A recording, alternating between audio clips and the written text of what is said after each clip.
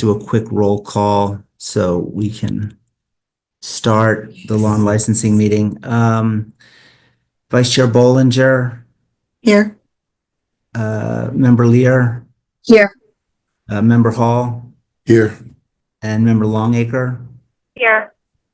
Okay, so we have 100% attendance. We have a relatively short agenda, and I appreciate everyone jumping on the Zoom to have this meeting. I believe that R277731 is the first item listed on the agenda. We Oh, also Vanessa. have public comment, Chair Carey, if you'd like to start with Oh, that. let's do public comment because somebody said that we had somebody that from, is it Yushi? Oh, okay. So is Jeff, I see you ready to go. So let's start with Jeff and public comment. Jeff, we don't really time it, but I'm going to set a timer for about 3 minutes. If you go a little bit over, that's fine as well. That is wise because if you know me, that is probably too much time. So thank you. Yeah, let me introduce myself. I'm Jeff Landward, Commissioner of Higher Education, here representing the Board of Higher Education. And I've been following the development of this rule over the past little while and wanted to make sure that I had an opportunity, first of all, to thank you for the work that you're putting in to this. We think Catalyst Centers are a fantastic opportunity for high school students. I live in Davis County, and so I've seen the development of the Davis County Catalyst Center and Davis School District, and that's been a tremendous opportunity there. At the state system, I wanted to make sure that I was very clear that we view this just as an opportunity to say to you, as you work with the school districts, the LEAs on developing these catalyst centers, that we wanted to have an open invitation for the opportunity for those LEAs to leverage the resources that we already have in our tech colleges in the areas that you're in, but that our expectation only is that we want to have open arms for partnerships, but understand that that may or may not work depending on the LEA's needs, the regions that they're in, the proximity to a tech college, the programs that the tech colleges offer. But as a commissioner of higher education and only been in this position for a couple of years, I've seen so many missed opportunities for the system of higher education to not have had better partnerships with K through 12 and the LEAs. And I'd like to see that start to change. And so the directive I've given the institutions, the presidents, our staff, is to look for opportunities to say, if we can be better partners, we'd like to be better partners. If we have resources that can help your students, we'd like to make those resources available.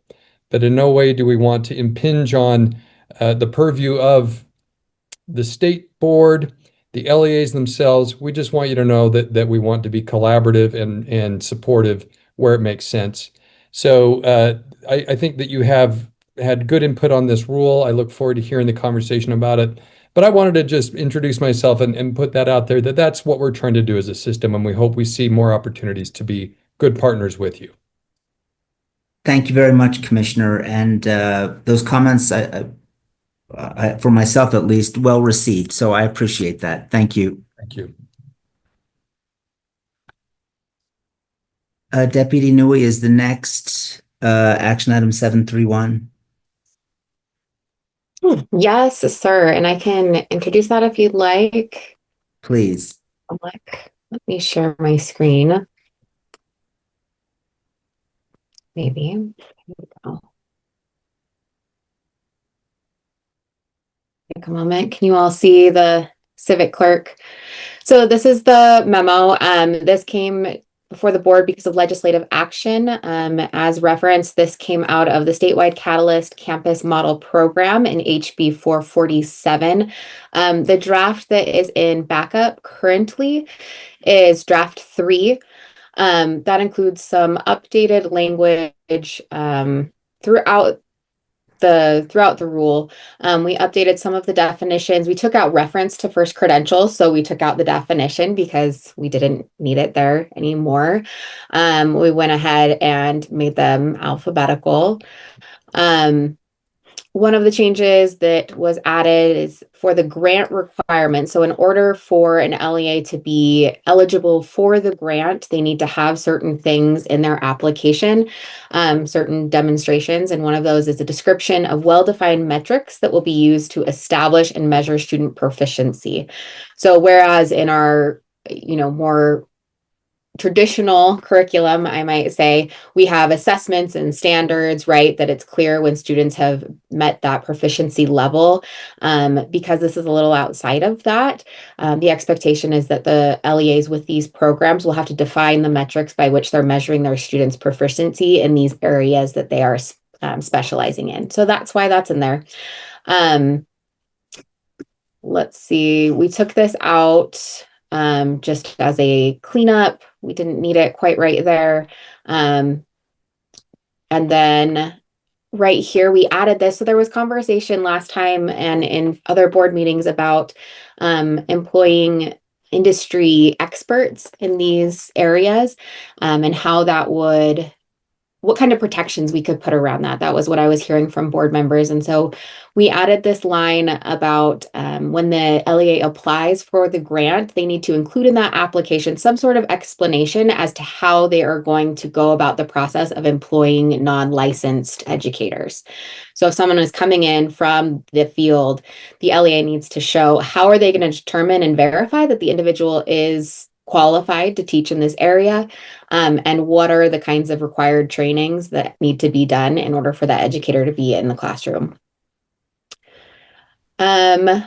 We took out mention of the first credential program in the prioritization. So that is no longer on the list of things that would be prioritized for a recipient to receive the grant.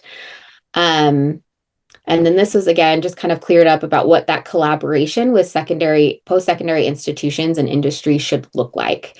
So there really is an emphasis on, from what I understand from the board members, is that this is more of an emphasis on the LEA deciding what is most appropriate for those relationships for the LEA. And then this was moved out. It wasn't necessary. This in and of itself is enough that the grant funds can be distributed through smaller planning grants. I felt like that was sufficient. We added some additional language having to do with the program requirements so that there is leadership skills within the program, there's durable professional skills, and that there is some manner in which students can move on either within the program or once they leave the program, when they've demonstrated proficiency through those well-defined metrics as we discussed above. I'm trying to think what else is important. Again, there doesn't need to be, it does no longer require LEAs who are applying to establish a formal collaboration, but rather allows the LEA to determine what is best for their unique needs and circumstances of their student body, their community, and the neighboring partners. This was from above, it was crossed out. We moved it down here because it made more sense because it had to do with the LEA consortiums. We included some extra language having to do with the report just to measure the new things that are included in the application. We want them to report out on those at the end to make sure that that is bookended and we can monitor those. And then this was straight from the code that upon request, the superintendent will submit a report to the Education Interim Committee. So those are the changes you'll see in draft 3. Okay, thank you, Deputy Superintendent. Hey, Member Hall. Yes, sir. I believe this matter, this was before the full board in our September meeting. Yes, Or sir. no, our October meeting. Oh, yes, And October. you requested that it be sent back to committee because you felt that the language that was in existence at the time did not necessarily capture, and these are my words, but capture some of the legislative intent or the intent of individual representatives in the legislature. So I want to go to you next and ask if you've had the chance to review this, if you believe that the reasons why you pulled this from the full board, have they been addressed in this draft? Yes, I do believe all those things have been addressed in this draft, and we had a chance to work with legislators. We had a chance to work with our staff, our superintendent. Of course, Elise worked on this too with us as well. To finally get it to, I believe it's landed in a really good place and it aligns with what is in the law. I think what's so tricky is the Catalyst is not your average everyday CTE program. It's completely different, and it's an awesome program. So the way that it's drafted now, it doesn't, Jeff, I appreciate your comments today. I thought they were so, everything was so well said, what you described. And sometimes it's going to work out it's going to work best for LEAs to work with higher ed. And sometimes it's not when it comes to this. And I think that's exactly how this rule is written. It does leave it in the corner of the LEA to make that decision accordingly. And I just think it really fell in a good place. So I think it came together just the way it was supposed to. Thank you. I can't see everyone online, so if you have a question, if you could just raise your digital hand. Oh, Board Member Lear. And then we'll go to Vice Chair Bollinger. Thank you, and thanks for that background, Elise. That was helpful. And also thank you to Jeff Landward for the perspective from higher ed. I had a couple of not so much questions, maybe, and they may turn into questions, but I've only been on the periphery of this and was sort of interested in the fact that it seemed abruptly taken off the agenda last month. And then I gathered a little more information. And my point is, I had two thoughts. One, I was sort of interested, and this is a question for Elise. Because the first credential is mentioned in the law, in the code as it was written, why did you feel like it was necessary to take it out of the rule when it sounds like maybe an important piece? If I can ask that question to Deputy Newey, Chair. Please, Carey. please. Sorry, lots of buttons. Yes, thank you. So this was something that I believe was suggested from the sponsor of the bill, and the language in the code is I can't think of the word, but it's not a shall, it's a may. So they may collaborate with System of Higher Education, so USHE and the First Credential Oversight Committee, but it's not required. And so we felt that taking it out of the rule wouldn't violate any other legislative requirements. Okay. All right. The other thing I noticed is throughout the rule, and I thought you did a great job with this, it talks about, and let me preface that comment with something else. I know there's been a lot of discussion, and I've really relied on my friends and colleagues in higher ed, as well as at the USBE, the staff particularly, to talk about the sometimes duplication of CTE programs and CTE courses. And that concerns me some.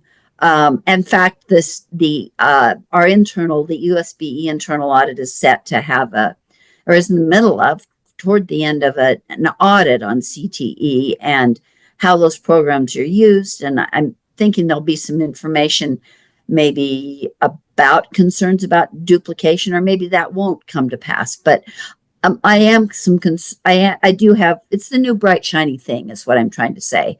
And I think that CTE seems to be, and I'm concerned that that LEAs offer programs and USHE offers programs. And we have fabulous colleges, tech colleges around the state. And now we're establishing yet another program. And I totally support the goals of CTE and see it as an important developing change for students.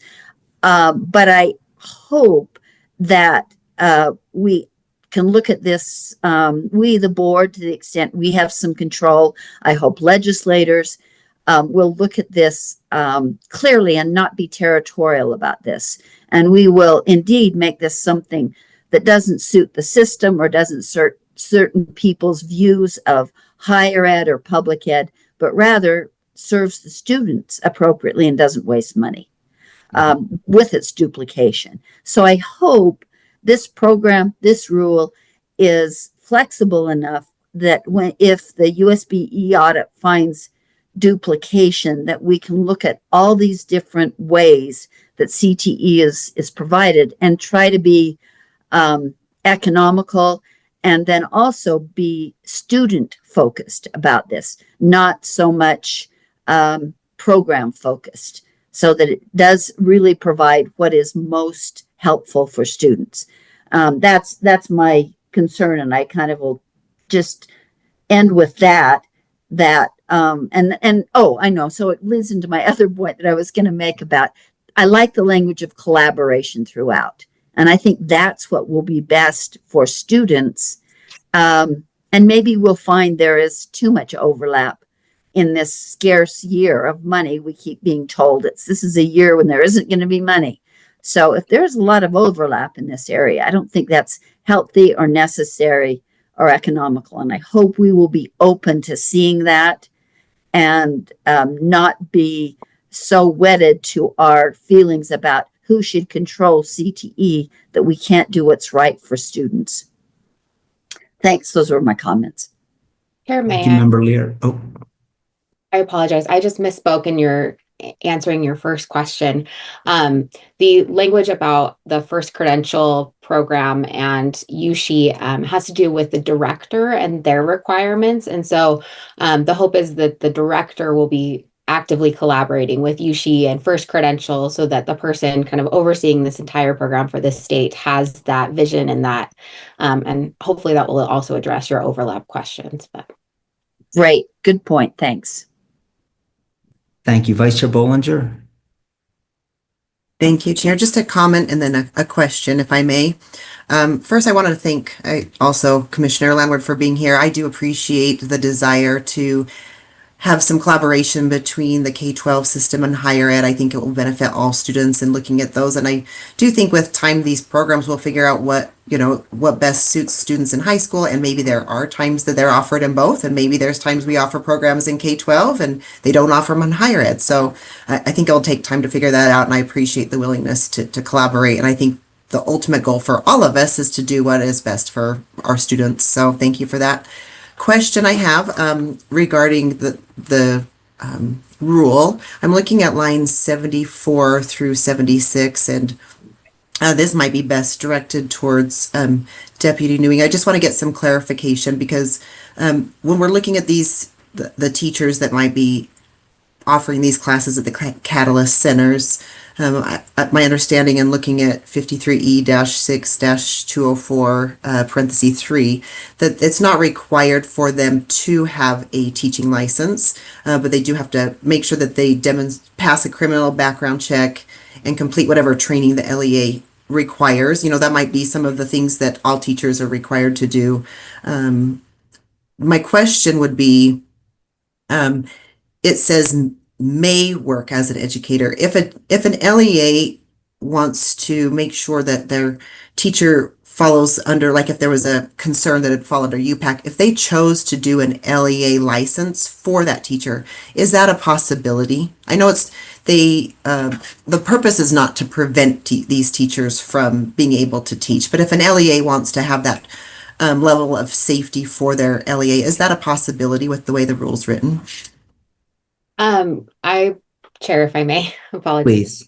Please. My understanding is that, yes, that would be allowed, that an LEA could require that, that the law is just permissive in that an LEA could go this alternative route for an educator. Okay, thank you, Chair. That was my only question. I appreciate all the questions and the comments. Commissioner, grateful for your appearance today. I like this version much better. I think the first version was more conscriptive than collaborative. it would require LEAs to partner, and I want the LEAs to have the freedom to say what's in the best interest of our students and the taxpayers and the faculty and the teachers in our district.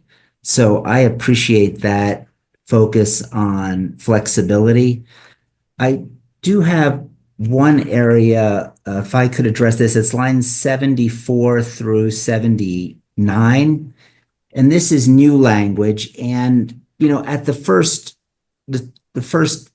lawn licensing meeting, my concern was not so much that the catalyst centers would employ individuals without the technical expertise, but rather, what are we doing to ensure that those individuals, because they don't go through the same protocols that our teachers do, what assurance do we have that when these students go and attend these catalyst centers, that the individuals there have been fully vetted? And what I see in line 73 through 79 is additional burdens placed on the Catalyst Center to basically say, well, look, if you bring someone to us who isn't a licensed teacher, now you're going to have to provide an explanation of the LEA's process for employing. Am I reading that correctly? How does this guarantee that those students attending a Catalyst Center are any safer? And I can direct that to Director Patton or to Deputy Superintendent Newey.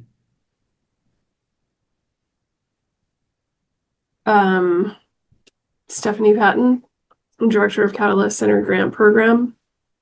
Those lines are talking more about industry expertise. They would still, processes in LEAs would require background checks and those, reference checks that are typical for hiring anyone who works in an educational setting. So this adds on the additional pieces of industry expertise and training to ensure that they're highly qualified for that technical piece. Wouldn't the college already be doing that? Like, am I missing something? Like, wouldn't the college already? I'm assuming they're having their own protocols as well in terms of qualifications to teach and, experience. Why are we now saying if they don't hold an educator license, we want proof that the process you followed was sufficient? That's the way I'm reading this. If that's wrong, let me know. So if I may, in the intent in writing this part of the rule, this section right here in the bill and now in the code is what gave that carve out, because this is more for instances in which the school district is employing someone. So this isn't college employment. This would be someone employed within the school district. And this is new. This was a new way of employing people that we haven't done before in the state of Utah. And so Speaker Schultz added this language that you can employ someone who doesn't have an educator license to be an educator if they meet these three requirements. And one is that they demonstrate expertise in the area in which they're being hired. They pass the criminal background check, and then they complete any training. And that training is left up to the LEA. So in our rule, we can't ask for the background check proof prior to them hiring people. This is in the application. And so the two things that we could ask for verification of is, one, that they have a process by which they're going to determine that that person does have the necessary expertise to be hired under the law. And then the second part is, what kinds of training are you as an LEA choosing to require of these individuals who don't have an educator license? I don't know that that speaks to safety any more than the law itself has the background check that will be required.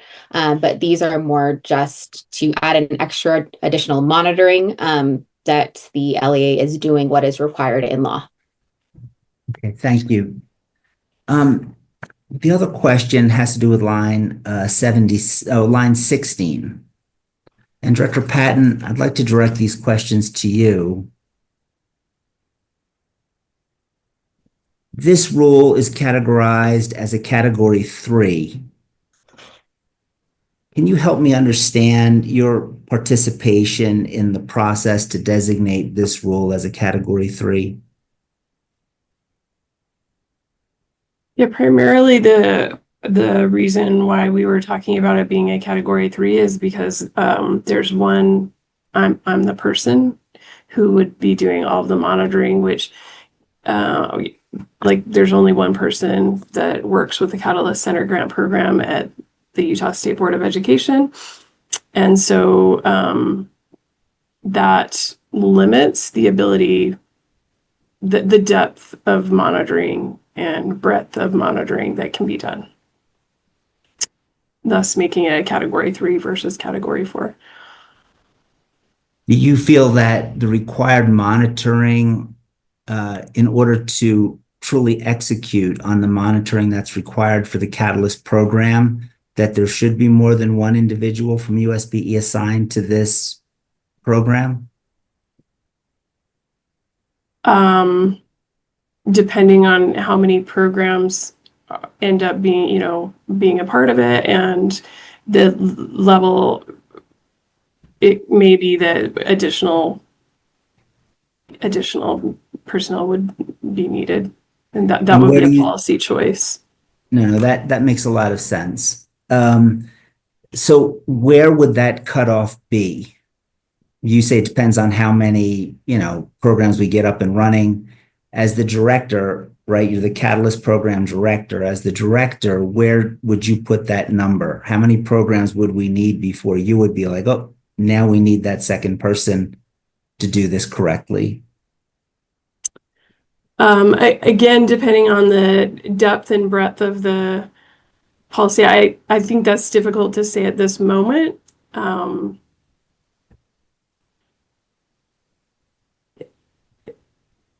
20. I mean, I don't know. I would just be guessing at this moment, but Okay.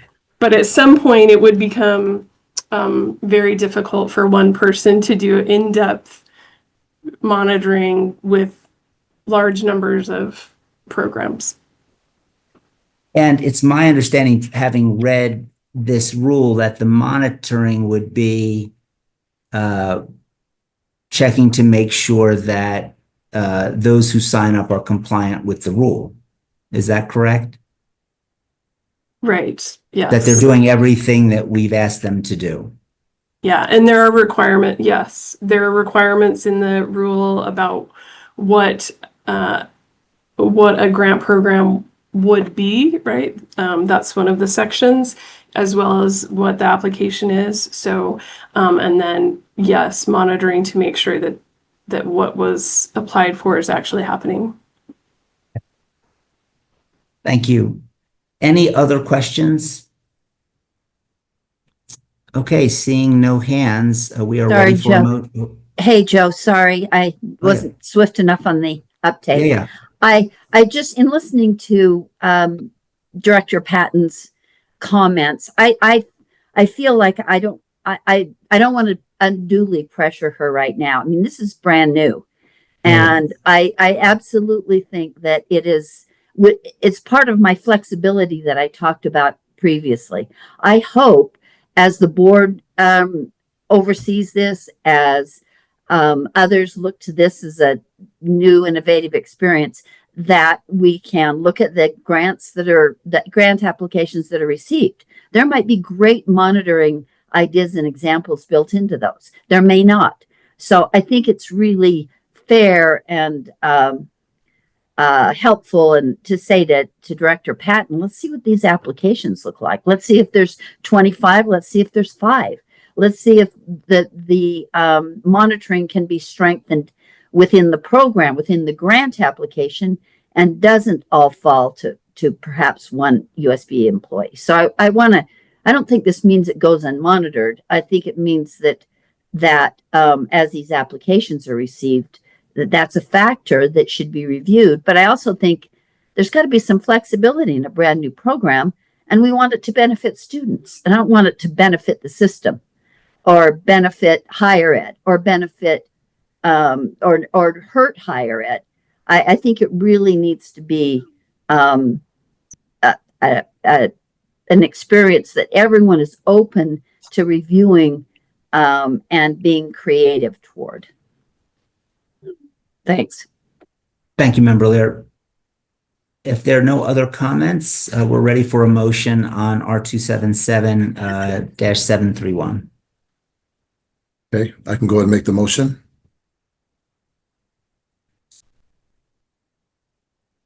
All right.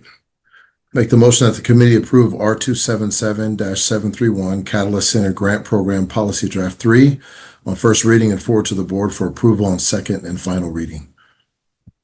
Okay, we have a substitute motion from Member Hall, and that motion is that the committee approve R277-731 Catalyst Center Grant Program Policy Draft 3 on first reading and forward to the board for approval on second and final reading. All those in favor? Aye. Oh, wait. Aye. Don't we have to do the roll call because if you just show your hand, then I can go through that. Oh, I'm just going to say aye. Joe, Okay. is that okay? Yeah, that's fine. And that looks like it's unanimous. So thank you. And again, Commissioner Landward, thank you very much for your participation today. Okay, the next item is also something that we are going to revisit. This is R277-114. Response to compliance and related issues. Since this is my application, I'm going to ask Vice Chair Bollinger to chair this part of the meeting. I'd be happy to. Thank you, Vice Chair. So with that, Chair Care, would you like to introduce it looks like there was a new draft that was just updated in Civic Clerk. I'm not sure how many of the committee members were able to look through that, but can I pass that time to you to kind of update us on the changes, or is there somebody else you would like to talk through those? Deputy Nui, oddly enough, you may be more familiar than me with the changes, but would you be okay walking us through those? I'd be And if happy. not, I can, but Yeah, I'll start. So the top is still the repeal section. And just as a brief reminder, because there were so many changes, it's much cleaner, I think, for board members to see the changes. So we chose to do a repeal and reenact. So this is the repealed language, the old rule language. The first change that you'll see is a change to the title. So changing it from response to compliance and related issues to oversight, accountability, and compliance. Additionally, oversight was added as an additional purpose of this rule, procedures for oversight. The definitions stayed the same. Then there are three sections that look like all brand new language based on feedback from this committee in the last month. We moved these from down below up here. So most of this is original language. It's just being moved. So there is that. I'm trying to remember where there may be a few changes. There was one change that I went through and made, which is an error here, but helps me to see, is changing the language to ensure that everywhere that it talks about provision, it is just singular in the definitions. Provision can mean either multiple provisions or one provision. It can mean program. It can mean broader set of requirements. So here you'll see that a lot of that language is just cleaned up for clarity.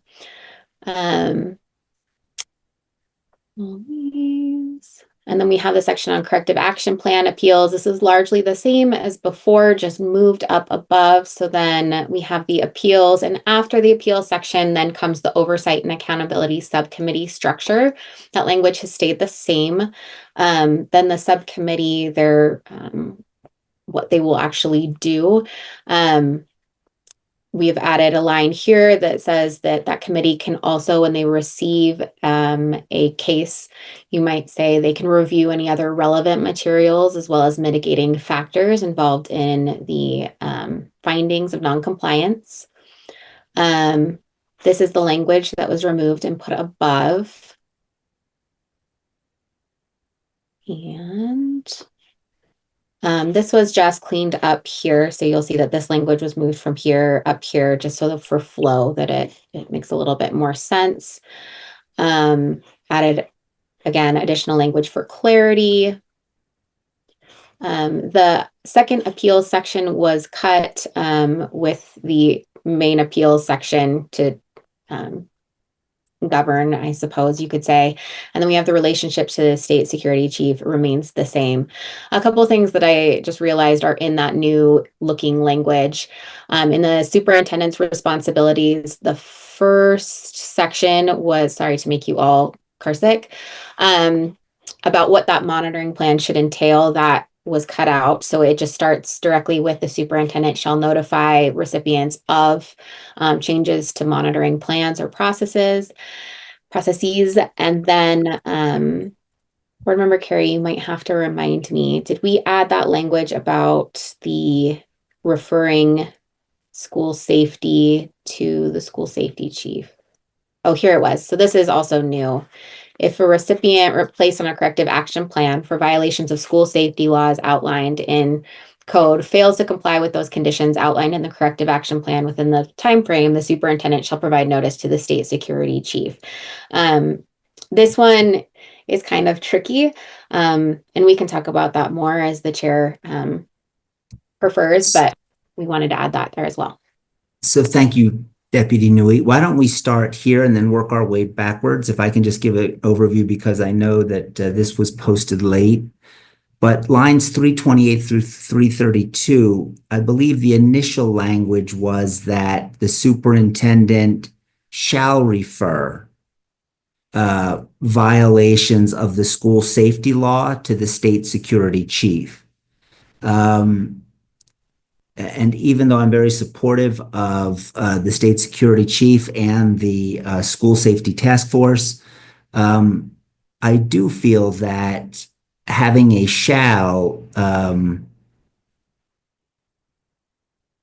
disenfranchises this board from that deliberative process on when it's appropriate and when it may not be appropriate to do that.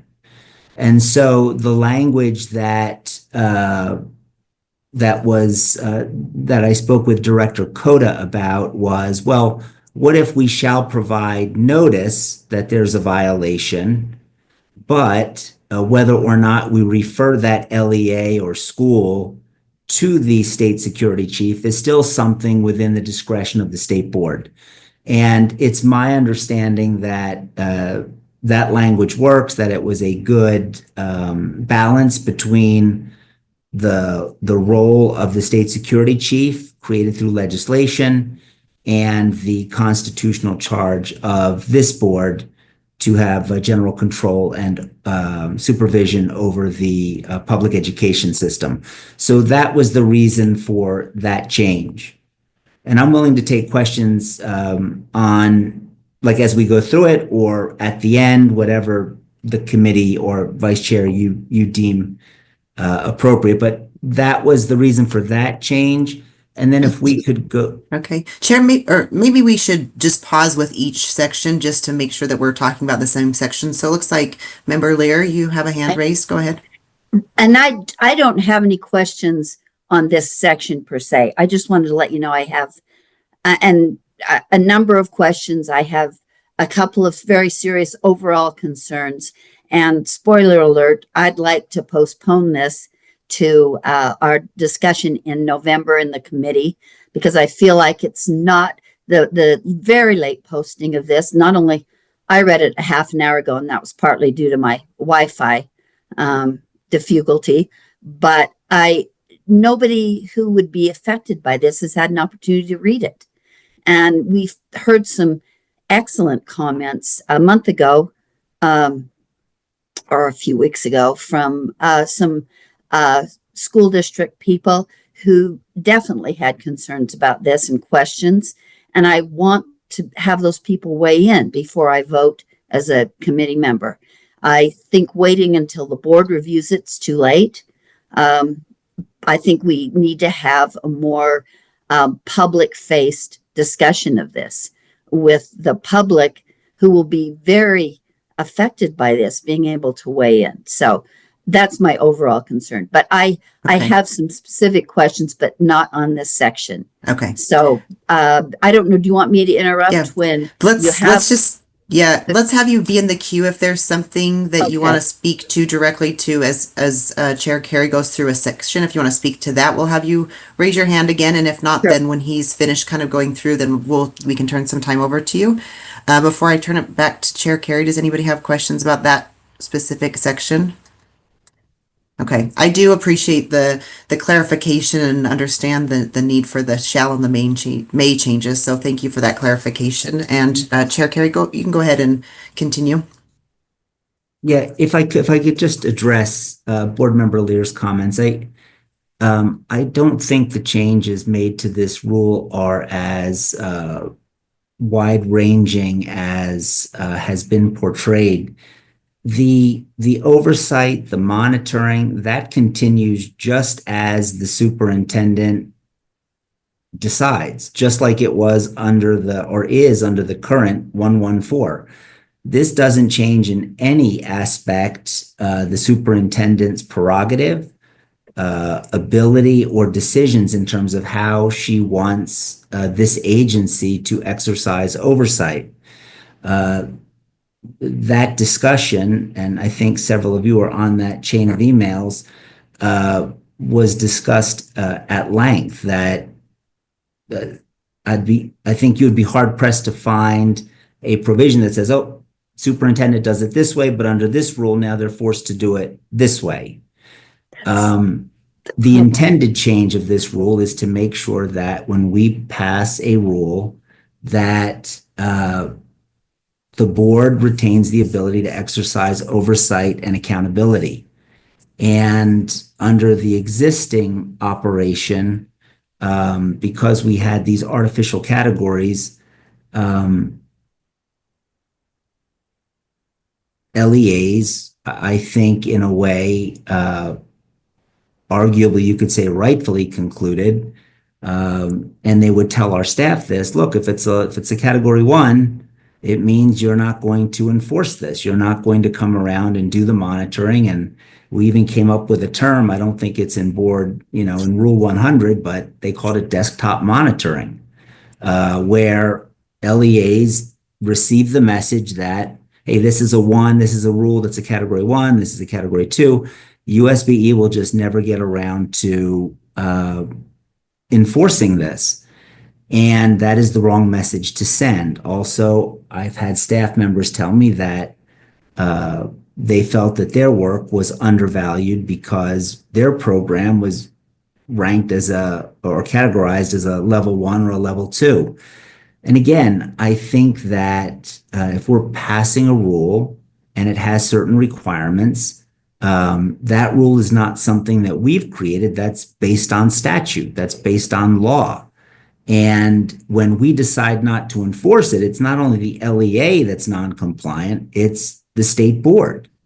We're then failing to comply with the provisions of the law. So really, that is the biggest change to this system. But in terms of the monitoring and the corrective action plans, those provisions remain the same.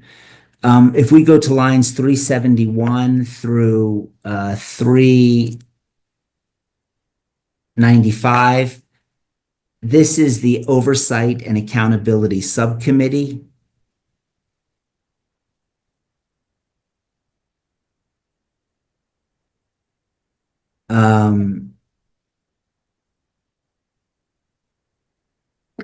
The one change here was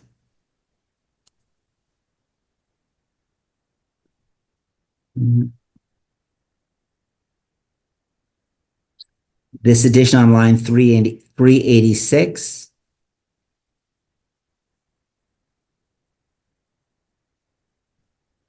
And that is if a referral was made by, as it says here, a board leadership, the superintendent, audit committee, the chief audit executive, and following that referral and the acceptance by the subcommittee, additional information was made available.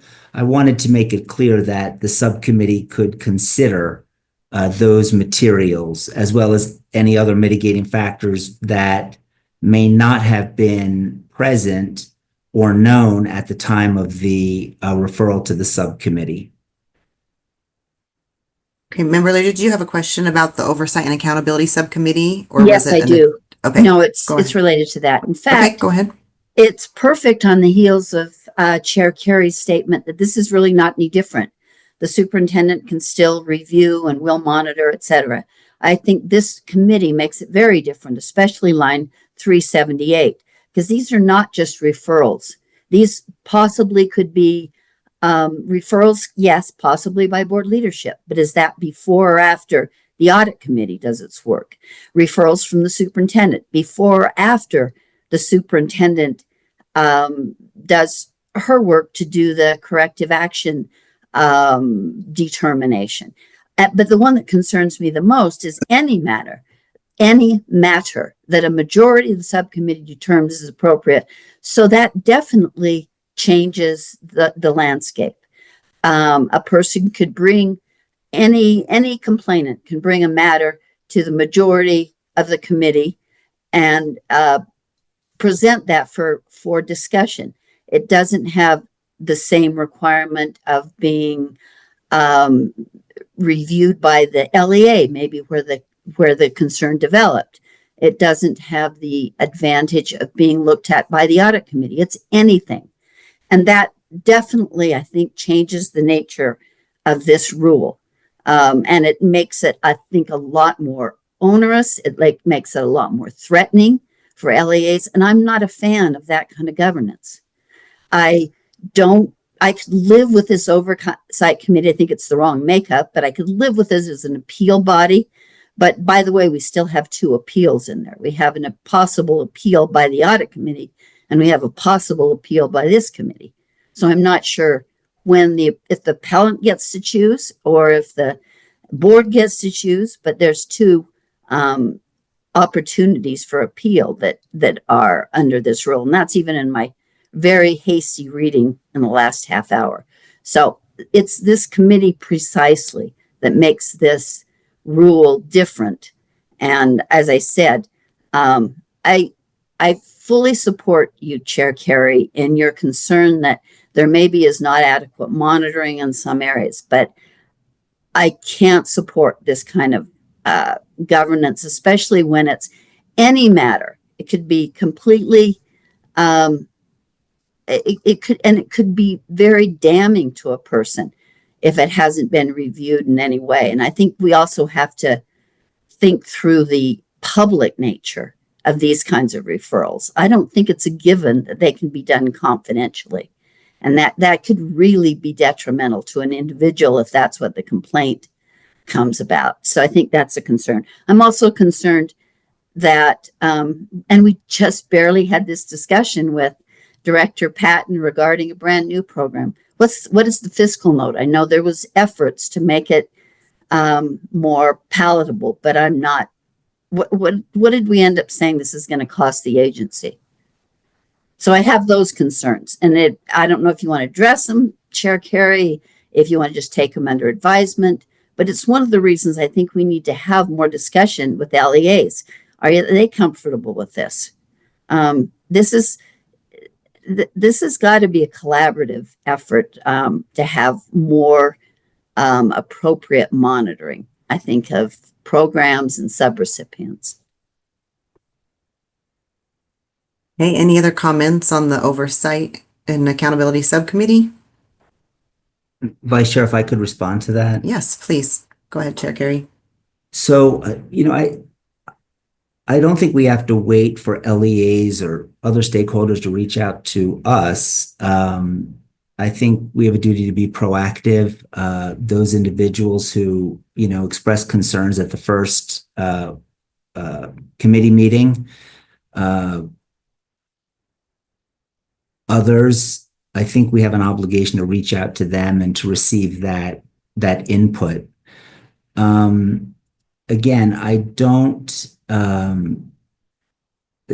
The subcommittee structure is designed to address those matters that would hopefully reduce the workload that our staff carries, not enhance it. And so when I talk to audit or I talk to members of the superintendency, and I don't want to belabor this, we shared these examples last time, but when they are told when they need data and there's a school or in one case a district saying you'll get the data when we're good and ready to give it, that's a concern.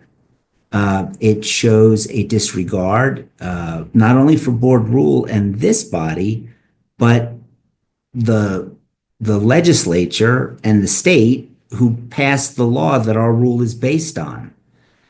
And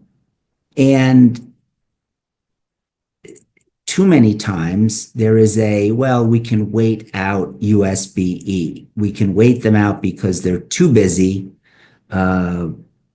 They don't have the resources and they'll just move on. And what that does is it creates gaps. If we were able to witness yesterday, the hearing that took place, it produces gaps in our data, and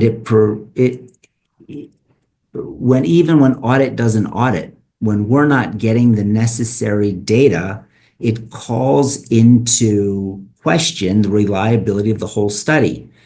When I was attending one of the admin rules meetings last month, I forget maybe it was 2 months ago.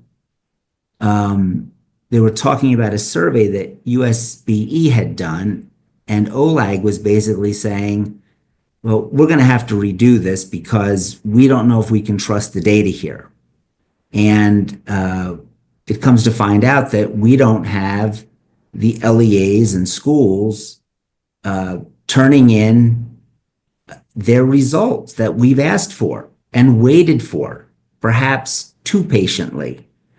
And I don't think that's fair to expect our staff who are just trying to do what we've asked them to do, to be treated like that. And I think it's a waste of taxpayer money to redo surveys and to conduct surveys that aren't going to be statistically valid.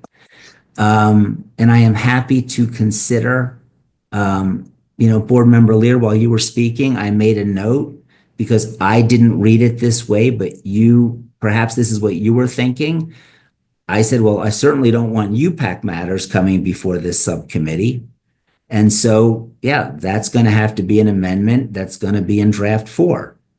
And I would just urge all of us to reach out to, those individuals who will be impacted, as I know many of us have been doing, and find out their concerns and let's address it.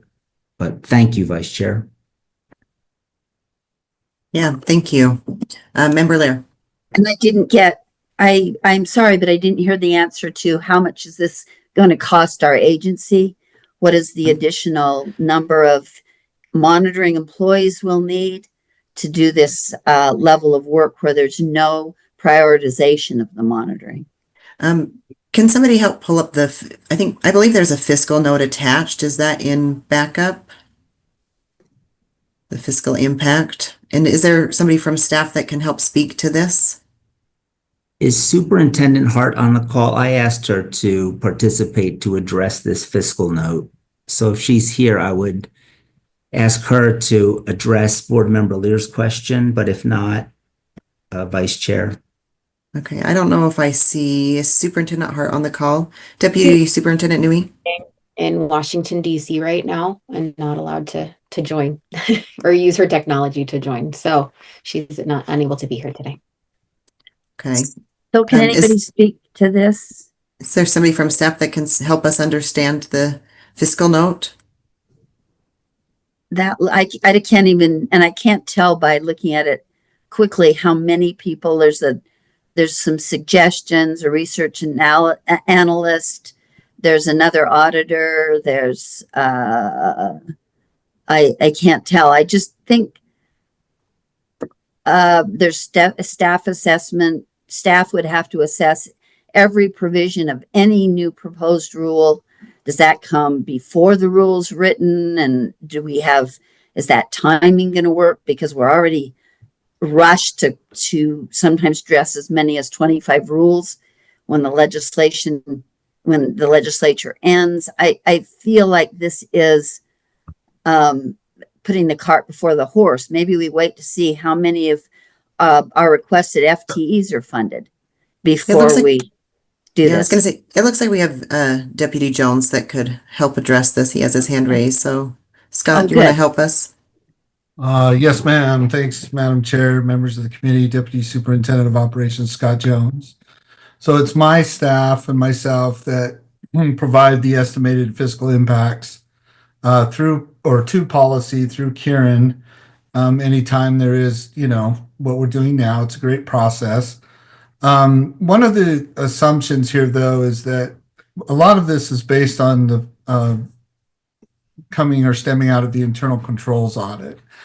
So from 2020, where, it was identified that the USBE didn't have internal controls. So we moved forward together. We did that. And certainly Superintendent Hart is working closely or hard on getting the internal control system into place, which is based on what's called the COSO framework. There's 5 elements to that. There's the control environment, and then there's the risk assessment. So ideally, and to the point. Can I interrupt for 1 second and say, is any of that in rule that we could look at and see what that framework looks like?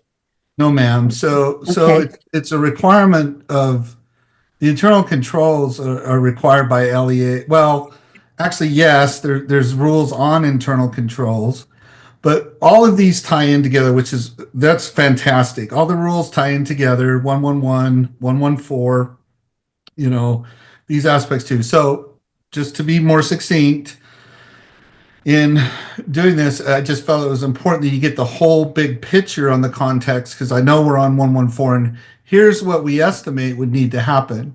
If we are to be compliant ourselves to having the internal controls in, and if it's the COSO framework, then yes, the answer is every rule needs a risk assessment conducted on it so that we can determine the extent of what requirements were needed to ensure or mitigate against the risk of an LEA ourselves not being compliant.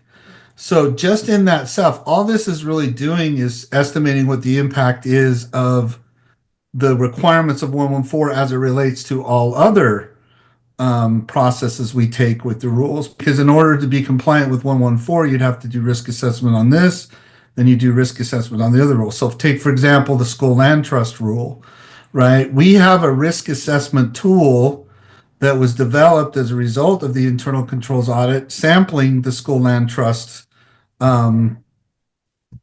oversight, and the law is required to ensure that not only ourselves but LEAs were doing it. We assess that risk, and we recognize that we would need more staff for that. So what this is doing is it's basically saying that with the implementation of just 114, it will be actually an increase in staff time.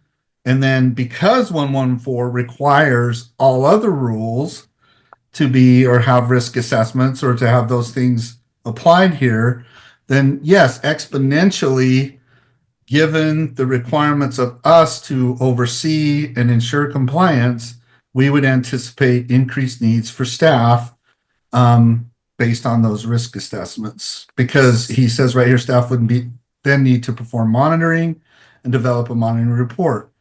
We had identified, just real quick, just high risk associated with falling back into that violation of the school fees. Well, I believe Board Member Lear is very familiar with the school fees. So we have dedicated fiscal monitors as a result of the high risk that if we don't monitor to the levels that we are now, and keep in mind, a schedule of monitoring just on school fees alone means we can't get to every LEA for 3 years, was identified by this similar process. So Sam, my employee, has estimated what that would be, and one FTE research analyst or similar at that yearly cost.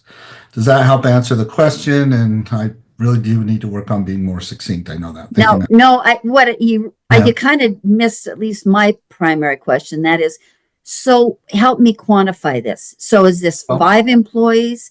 Is this $200,000 as your as the statement ends? Help me understand what this rule is going to add to our USBE budget. We can't answer that question. All we can answer is how much it will take of an impact on just this one rule. Because until they do the risk assessment on this, we cannot extrapolate how much it'll cost for us to do it without risk assessments on all the other rules and all the other TTs. So we're just focused on 114. So what he's saying is this rule change could have impacts on USB budgets based on the provisions of Section 5. Staff would need to perform a risk assessment for each provision of any new proposed rule or rule modification and design a monitoring plan for each provision. Staff would then need to perform monitoring and develop a monitoring report based on the number of new rules required by legislation each year and 5-year renewals, among other changes. It is estimated that this could require a large amount of staff time. Staff time would involve researching and monitoring impacts of rule provisions, so not just 114, but all the rules and proposed rule provisions on students, teachers, and taxpayers, creating monitoring plans and performing or ensuring monitoring is performed, and developing monitoring reports and maintaining operations. It is estimated that this would require a 1 FTE of a research analyst for similar yearly cost. What he's saying here is, by virtue of this rule, we need at least 1 FTE to help determine how many more FTEs we would need to enforce or comply or oversee or monitor all the other requirements of the other rules to meet just 114. Does that make sense? That's I don't helpful. know. We don't know. That's right. That's better. Yeah. I'm really reluctant to support this kind of a change. We just had a beautiful example with Director Patton, as I pointed out, with this brand new rule. And Chair Carey himself said, so you're the only one that'll be monitoring this. And yet this kind of concern that some aspect of that rule would not be implemented with fidelity, or there was too much collaboration with higher ed, or higher ed put pressure and somebody complained about that, and one person would be the monitor. And that concerns me, and the overall cost, without knowing if we'll have any new employees at all for USBE. So yes, you answered my question the best you could, and I appreciate that. And I'm sorry to belabor this, but I'm not in favor of passing a rule when we don't have the staff in place that we know can make it so. Well, if I may, Madam Chair. Yeah, please go ahead. So that's precisely what, and I'm not trying to speak for her, but I know she's not here. But Superintendent Hart came to me and Deborah and said, hey, we need to have an FTE to help run our internal controls and help they could conceivably be this 1 FTE that supports 114. So Stephanie was spot on, but they hadn't done a risk assessment on, so Stephanie was right in what she said, but that was a different rule over a different program. And so, yes, I think what Stephanie was trying to say was, well, when a risk assessment is conducted, that would answer, she answered Chair Carey's question well, very well. But what we needed to add to that is just this, in the context of 114 applying to that rule, or, meeting the compliance to that, Stephanie would do a risk assessment, or this position would help do a risk assessment for that program to ensure compliance to that rule for that program. And that would help with what Stephanie was trying to say. Well, yes, right now we've identified me, I'm the only one, but by doing a risk assessment, that would be able to help us flesh out whether she needed an additional monitor. That's the process we took with SLT, and that's the process we took with school fees.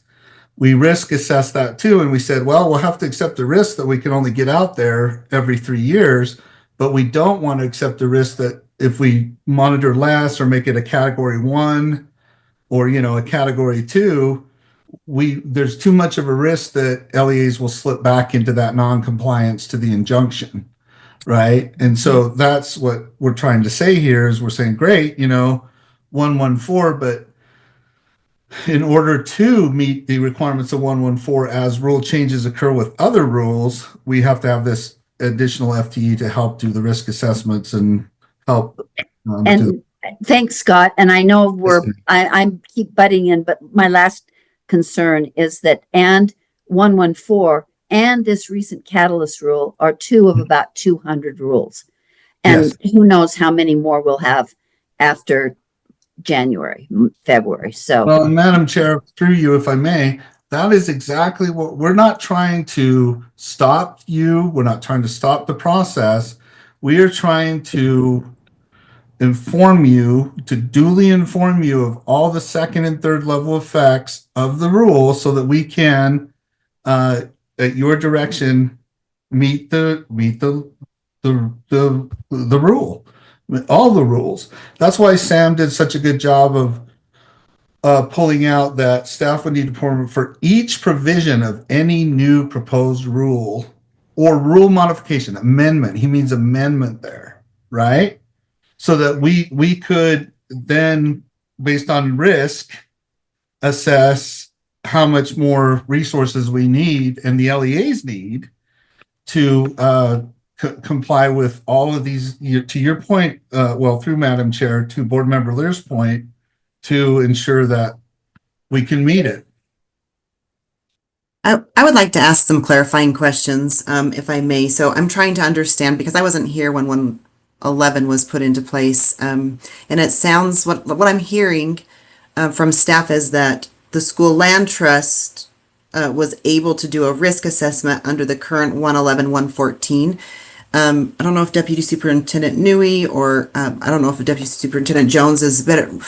Can somebody help me understand what that risk assessment looked like or have information to help us understand? Because I think that's one piece that I'm just not wrapping my head around on what that might look like. Or did we not do risk assessments for other rules because we haven't had processes in place or just internal controls in place? Was it just a matter of finishing structures? Or if somebody can help answer what that looked like. I can take a stab at it if that's okay. Yeah, please. So we have not had the resources to do this for every rule. Like Deputy Jones said, School Land Trust has done an excellent job of implementing that because they were chosen for that audit. They were the, chosen piece to look at for the audit. So they had a lot of really great feedback and worked really hard. And I'd love to show you that risk assessment, if that's okay, Vice Chair. Yeah, just please. kind of see what that has entailed, and you'll kind of understand.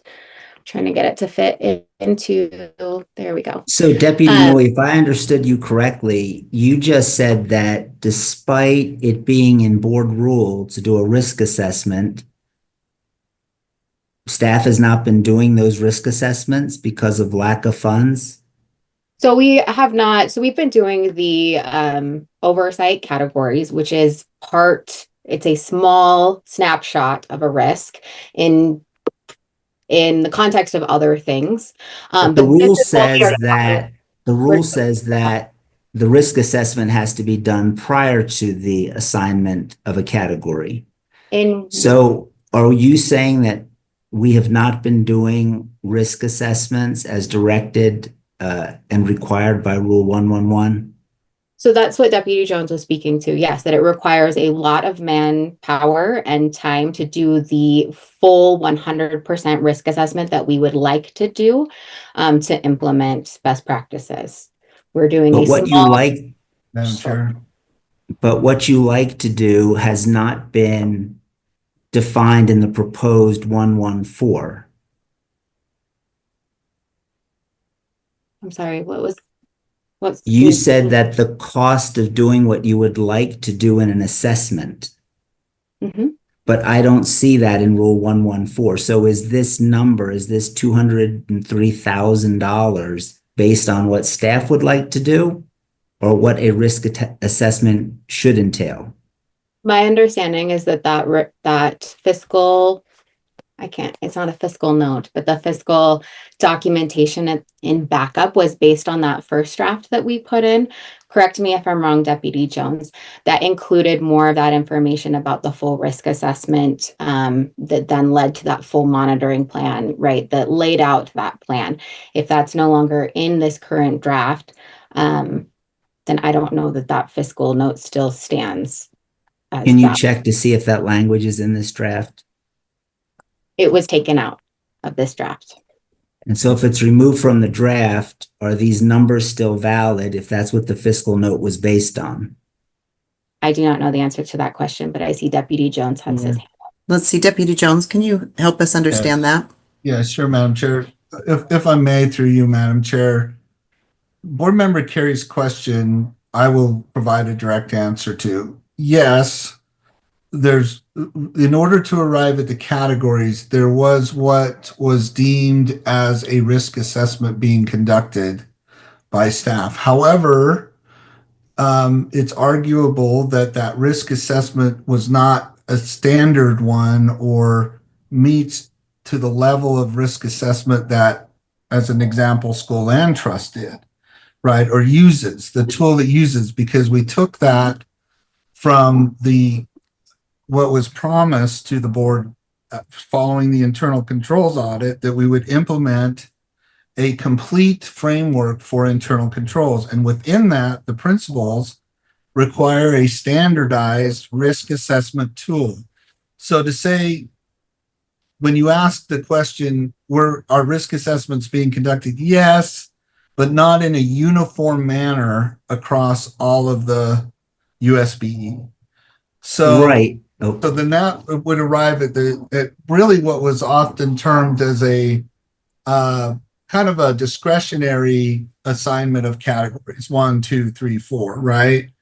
So what we're saying here is, so now, if I may, Madam Chair, to answer the second part of this question, is yes, this is accurate for what this was provided in terms of the original language, but since then, to your point, to Chair Carey's point, is that actually this probably should exponentially increase, because where the new language reads the way we do, or the way we're reading it, that's my point, Madam Chair, is I'm trying to say that this means that staff would have to do what I just described, which is standardized risk assessments on any and all plans. And then, likely we would need more than just one FTE. So we could actually do a risk assessment on the risk assessments and say, how many people do we need actually to be able to cover down on, assuming that we would have a full functioning internal control system, how many people would we need to do this? Well, one person alone, one FTE to meet the requirements of 114, that you're seeing here, whoever pulled this up under paragraph 5 likely is not enough given the updated changes to, or specificity, which we appreciate, of paragraph 5. Does that help answer the question, Madam Chair? Yeah, and I apologize. I had to jump on my phone because my Oh, computer okay, no problem. restart. So I apologize for that. I didn't hear the end of that piece, but okay, I have a follow-up question. So to Chair Carey's point, it looks like in draft 3 that the risk assessment piece that was listed under superintendent responsibilities has been removed.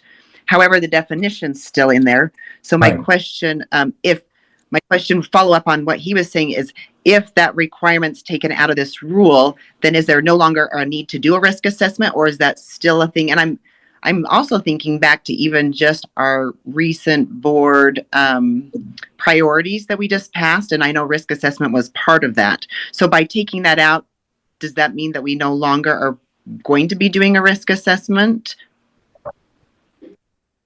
That's the way I read it now, and I think that wasn't it just recently taken out because of the discussion in other lanes email about what the implications of having to perform a risk assessment are. But then if Vice we Chair, if I don't, may, yeah, let me Yeah, let please me go ahead, just Chair clear Carey, if this you can up. help us understand.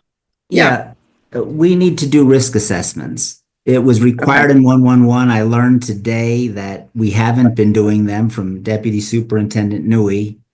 There was an email exchange yesterday where I was told the risk assessments that are being performed are shouldn't even be deemed risk assessments. And whether staff, if Deputy Jones wants to do them or not do them, uh, I want to move the board in the direction of doing risk assessments because when we don't do them, we punish those districts and schools that are doing what we've asked.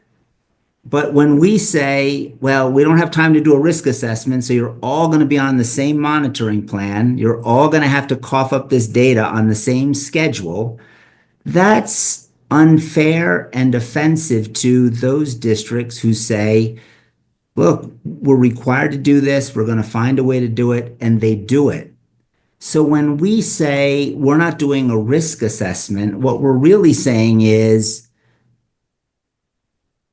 we're telling the best performing districts who are trying to comply that it doesn't matter. You're not going to get a monitoring plan that's reflective of your processes and effectiveness because we're going to treat you the same way we are going to treat a district or LEA, excuse me, or school that uh, that doesn't have those same positive indicators. When I saw look, I'm not the $238,000 for an $8 billion budget. I'm not, that's not a major concern because I think about what are the costs because we're not doing it. What are the costs that we now have to ask staff instead of saying you don't have to monitor these LEAs with the same intensity because they have a good track record. So it's almost that, we're robbing Peter to pay Paul.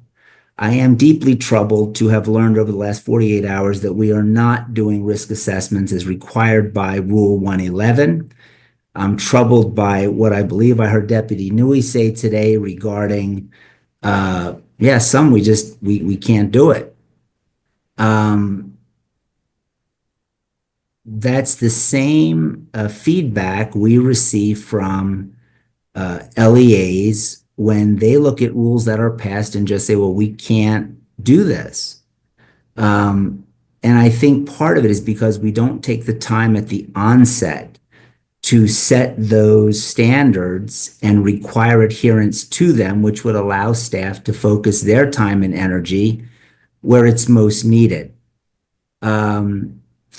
It's funny when I asked, well, why isn't there an offset? If this is going to cost us, if we have to bring in 2 new people to do this, where are the savings, right? Because arguably we're doing it now as required by board rule. And to hear that there was no offset because we're really not doing it,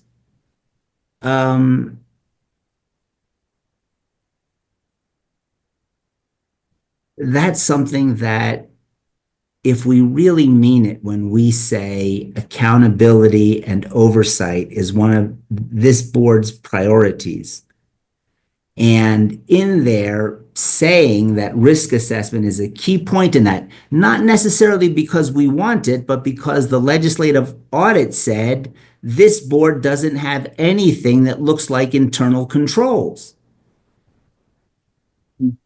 And you start internal controls, it's my understanding, and we can ask Deputy Jones or CAE Davis, in those internal controls begin with a risk assessment, I think.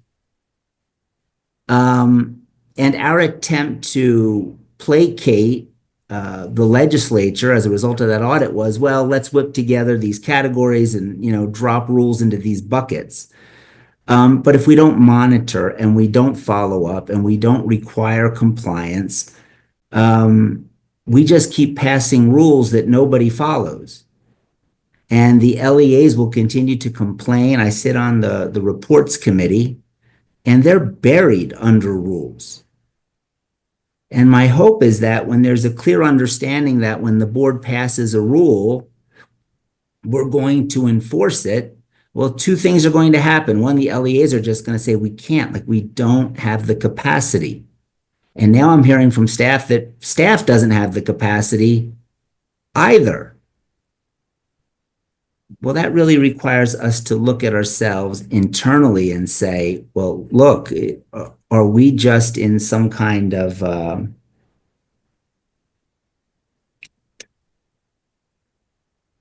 everybody's playing a part? But what happens is the students are not best served when that happens. Parents are not best served.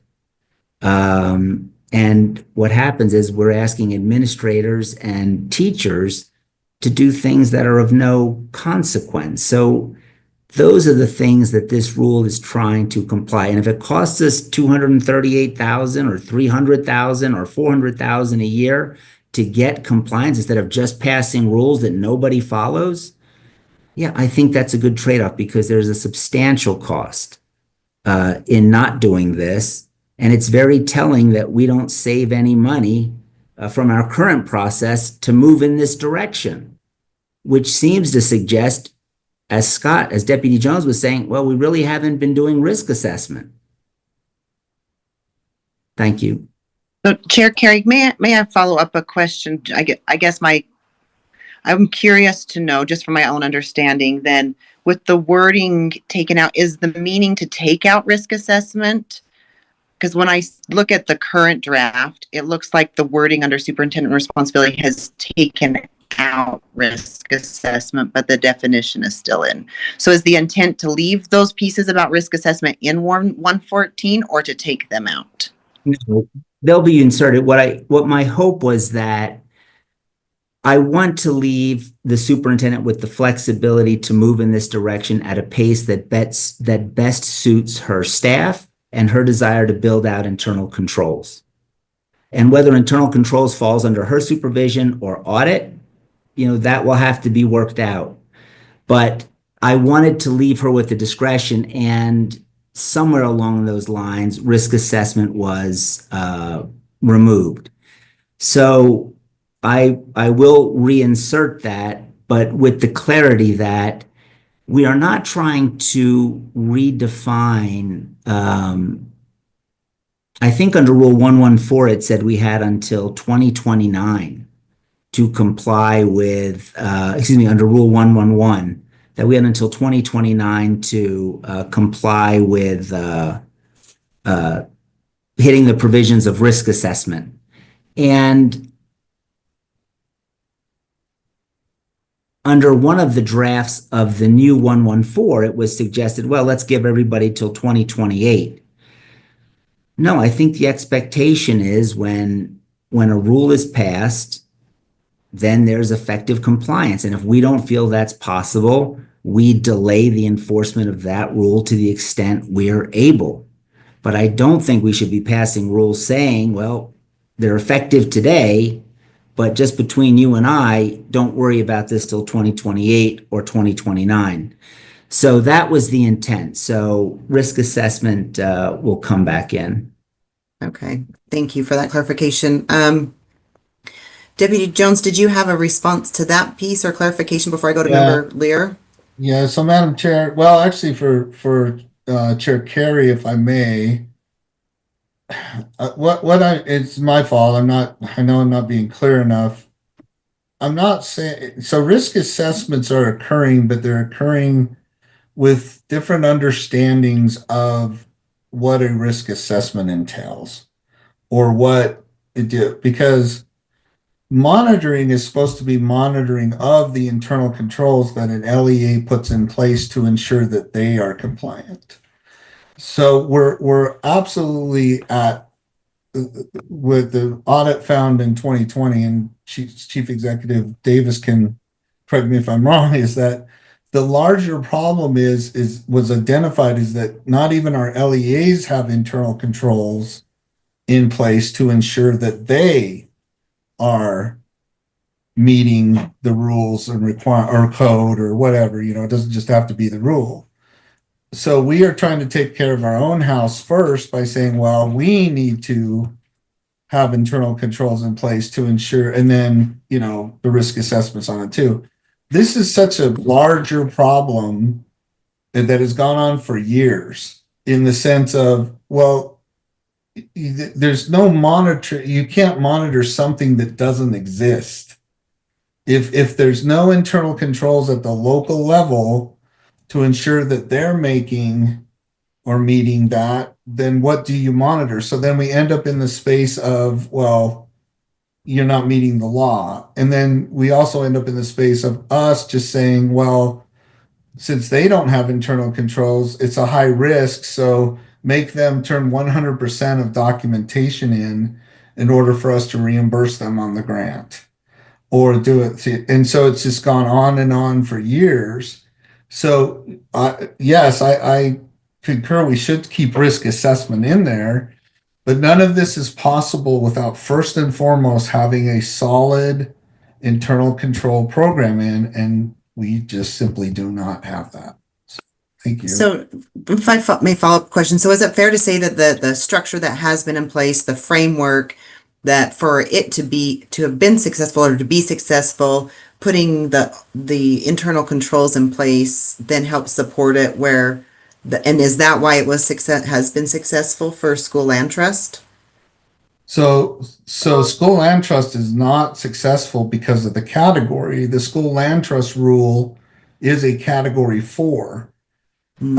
What they've been successful in being able to monitor and identify, non-compliance is because they conducted a risk assessment that allows them to pinpoint precisely what they should do with the resources that they have.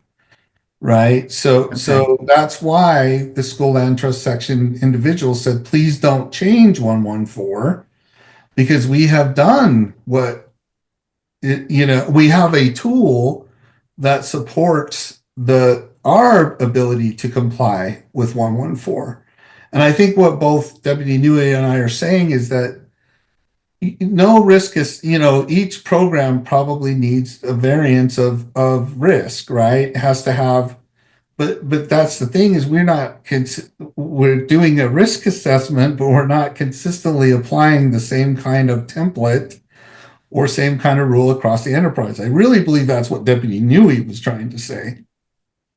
So when we arrived at these categories were more just to basically, to me, this is just my opinion, was basically to say, well, despite our efforts for years to ask for more FTEs to help oversee and monitor these things, we just have to accept that we need to identify or create this framework so that we can communicate that we don't think this program is as high a risk. So that was what justifies us not monitoring, and because we know we won't get FTEs. And that's why you see in the table that a category 4 mandates that the superintendent take whatever available resources there are and apply them to that particular program or the rule governing the program. Okay. Thank you for that. Yeah, thank you for that clarification. Member Lear. Looks like you're muted still, Member Lear.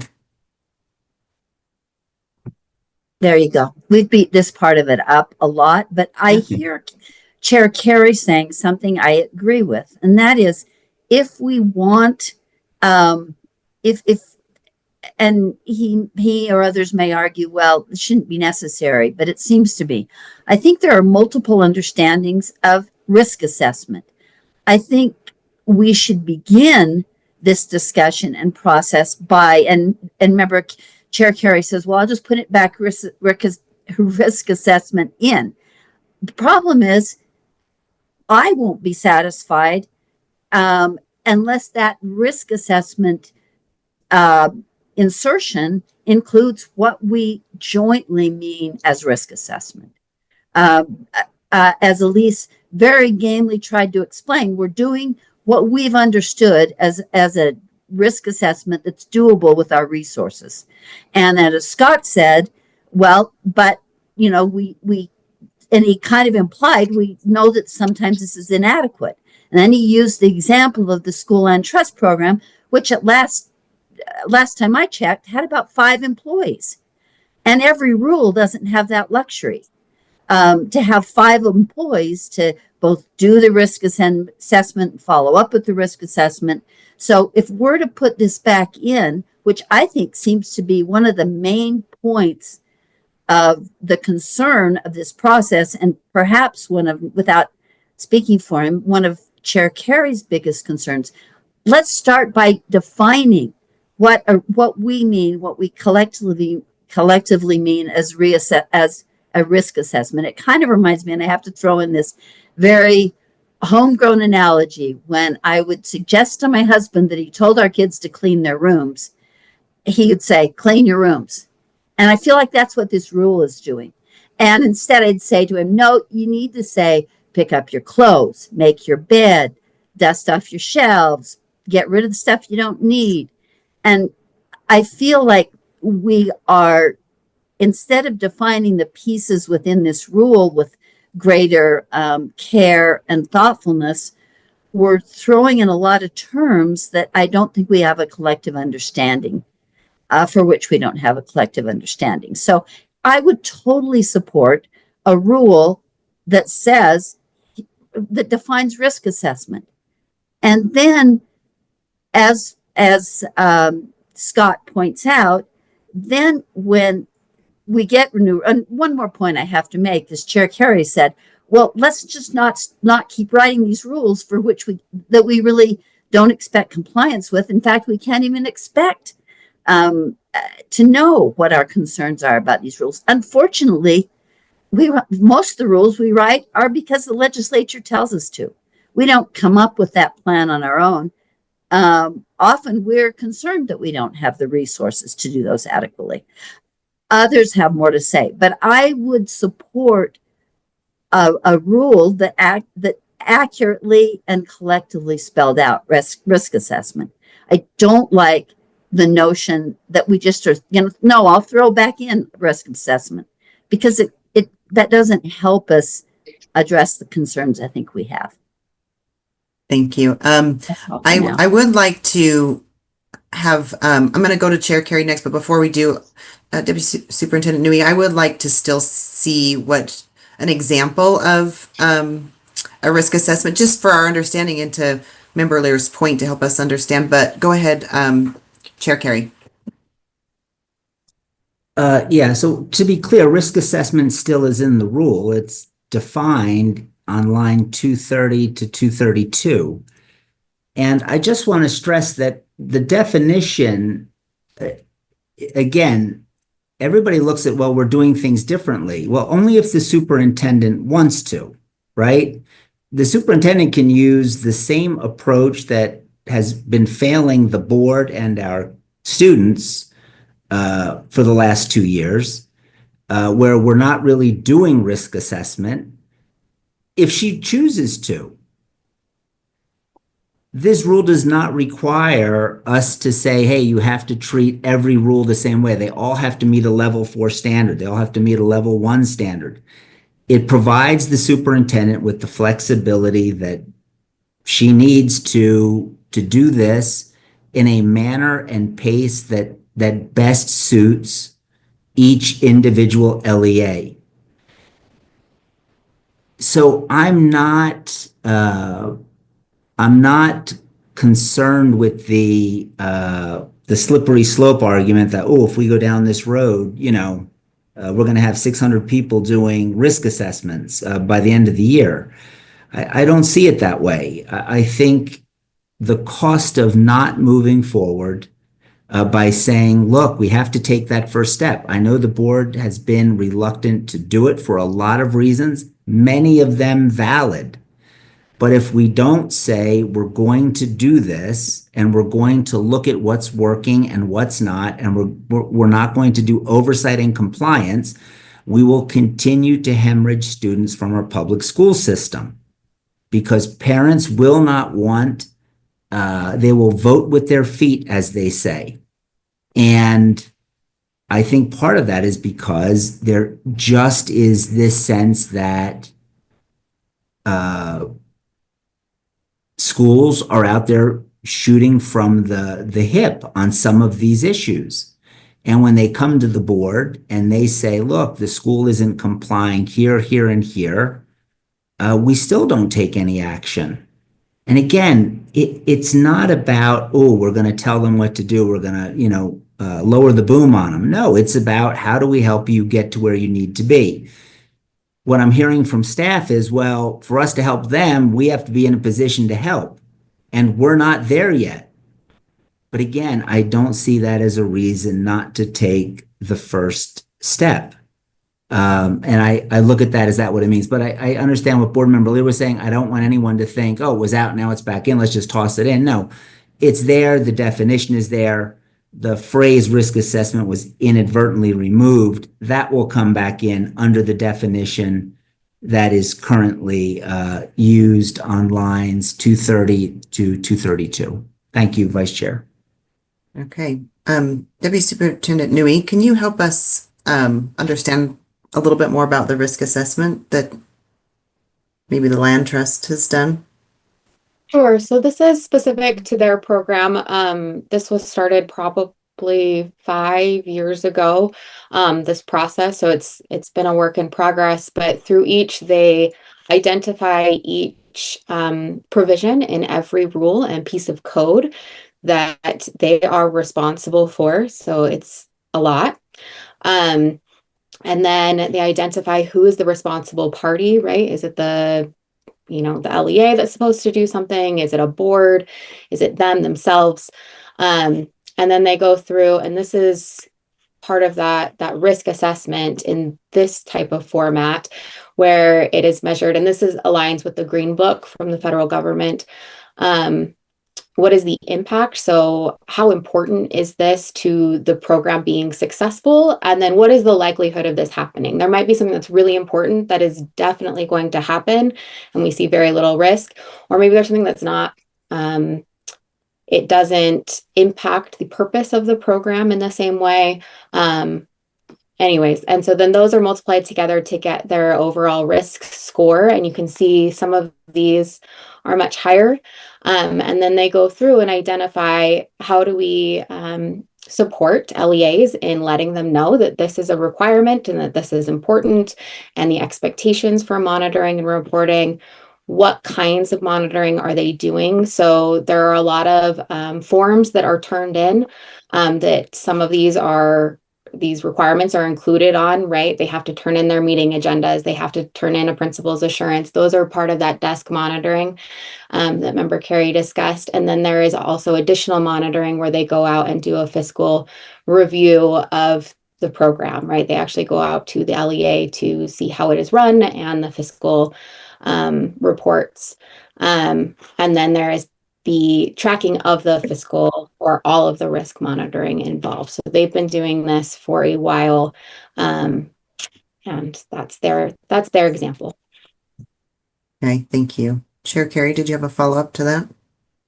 No, I think this is great. This is a great example of what's working. And the best news, under a new R114, they can continue to do it just like they're doing it now. If that's what our superintendent wants. So I think great. Why that would cost us $238,000, I'm not sure, but if they want to continue doing it that way, they're welcome to do it. Again, discretion would lie with the superintendent. Okay, Member Lear. Short comment this time, and that is that's the definition that's in the rule. Seeing the example from the School Land Trust program, the definition is not adequate. That's part of my concern. It gives you a very, very brief definition, and I hear what Chair Carey is saying about flexibility, and I support that. But so that we give fair notice to LEAs that we work with, as well as staff, we need to have a clear, more precise definition of risk assessment. And I don't mean it has to be a page long, but it needs to outline what do we mean. And Elise just did a beautiful job of explaining what the School and Trust program put together on its own.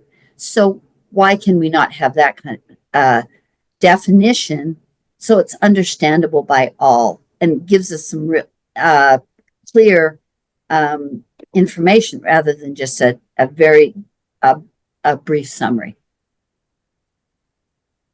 Okay, thank you. Chair Carey.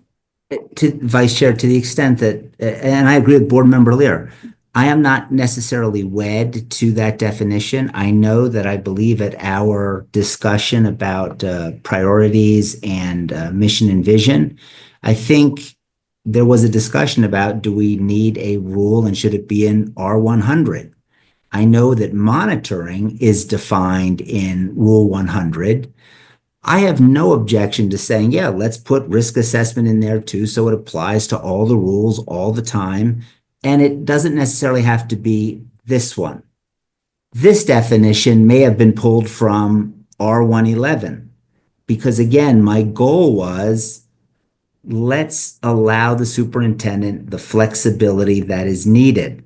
And I think this definition does that. But again, if there's a proposal to say, well, would you be open to changing that definition? Absolutely. Again, my rationale for using that definition was, I believe it gives the greatest flexibility to the superintendent. If it does so to the detriment of what we're trying to accomplish, yeah, then absolutely, let's look at new language. Thank you, Vice Chair. Thank you. And so if we can, I do have a few more questions under the superintendent responsibilities. If we can go to line 237. And it looks like, and I do want to say thank you for reordering the sequence. It helps it flow a little bit better. So I appreciate those changes. But there's some questions here. If we compare it to, I was comparing it to draft 2. And when we talk about, it's renamed oversight, accountability, and compliance. And when I look at the superintendent responsibilities, it goes right into monitoring plans. And it sounds like maybe the risk assessment piece was taken out. But I guess that's where I'm saying, if I'm an LEA and I'm reading this rule, I don't see anything about that's outlining oversight responsibility or accountability. It just goes right into monitoring, but it doesn't necessarily provide details on what my accountability is going to be. It just skips right to the monitoring piece. So I don't know if that was also inadvertent, because if we look down at, let me go back down to the bottom where it was. Let's see. The superintendent responsibilities before were 397. It had outlined more specific. I mean, it did talk about the risk assessment, which we've talked about, but even just outcomes and program requirements as well.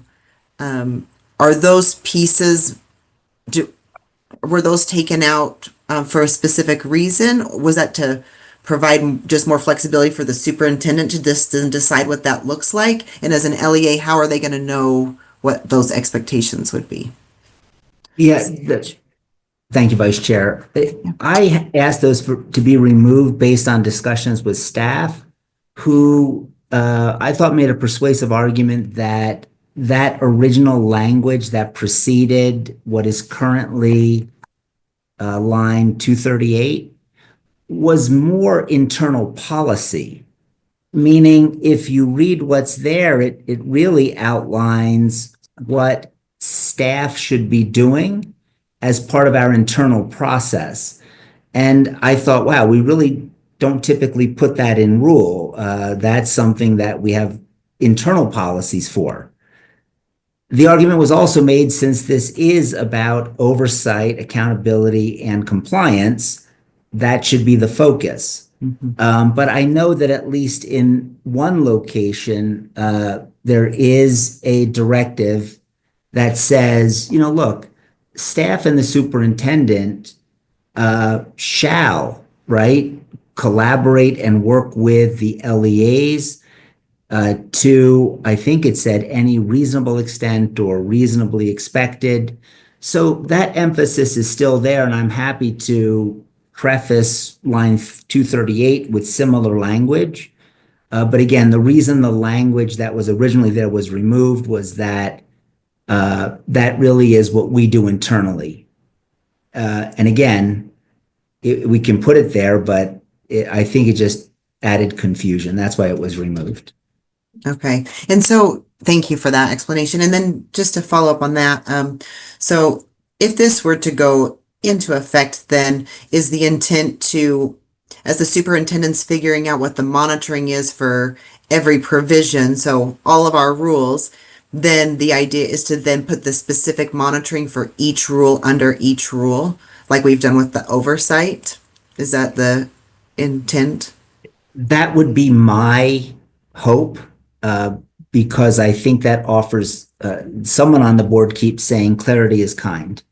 And I believe that that kind of clarity would be appropriate to say, look, this is the monitoring we expect to do. The one caveat, if I may, Vice Chair, that I would add is I do believe that schools that demonstrate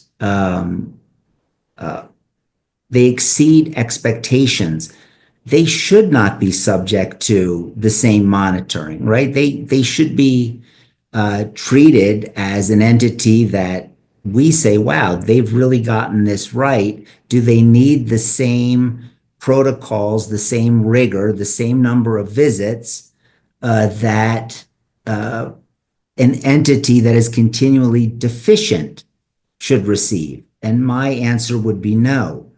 But again, I would defer that to the superintendent. What I don't think we want to do is I want to encourage innovation. I want to encourage out-of-the-box thinking.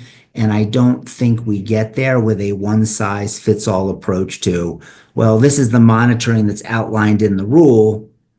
You're going to be subject to that. We need the flexibility that says, look, this is the baseline, but we have flexibility to ramp this up as we would under a corrective action plan, or the board has the flexibility to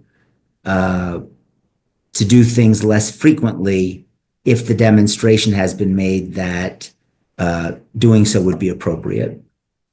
Okay, so if I may, Chair, so with the current framework, you feel like that's more restrictive and doesn't allow for that flexibility and innovation? No, I think the current framework is more dartboard than data-driven. When I ask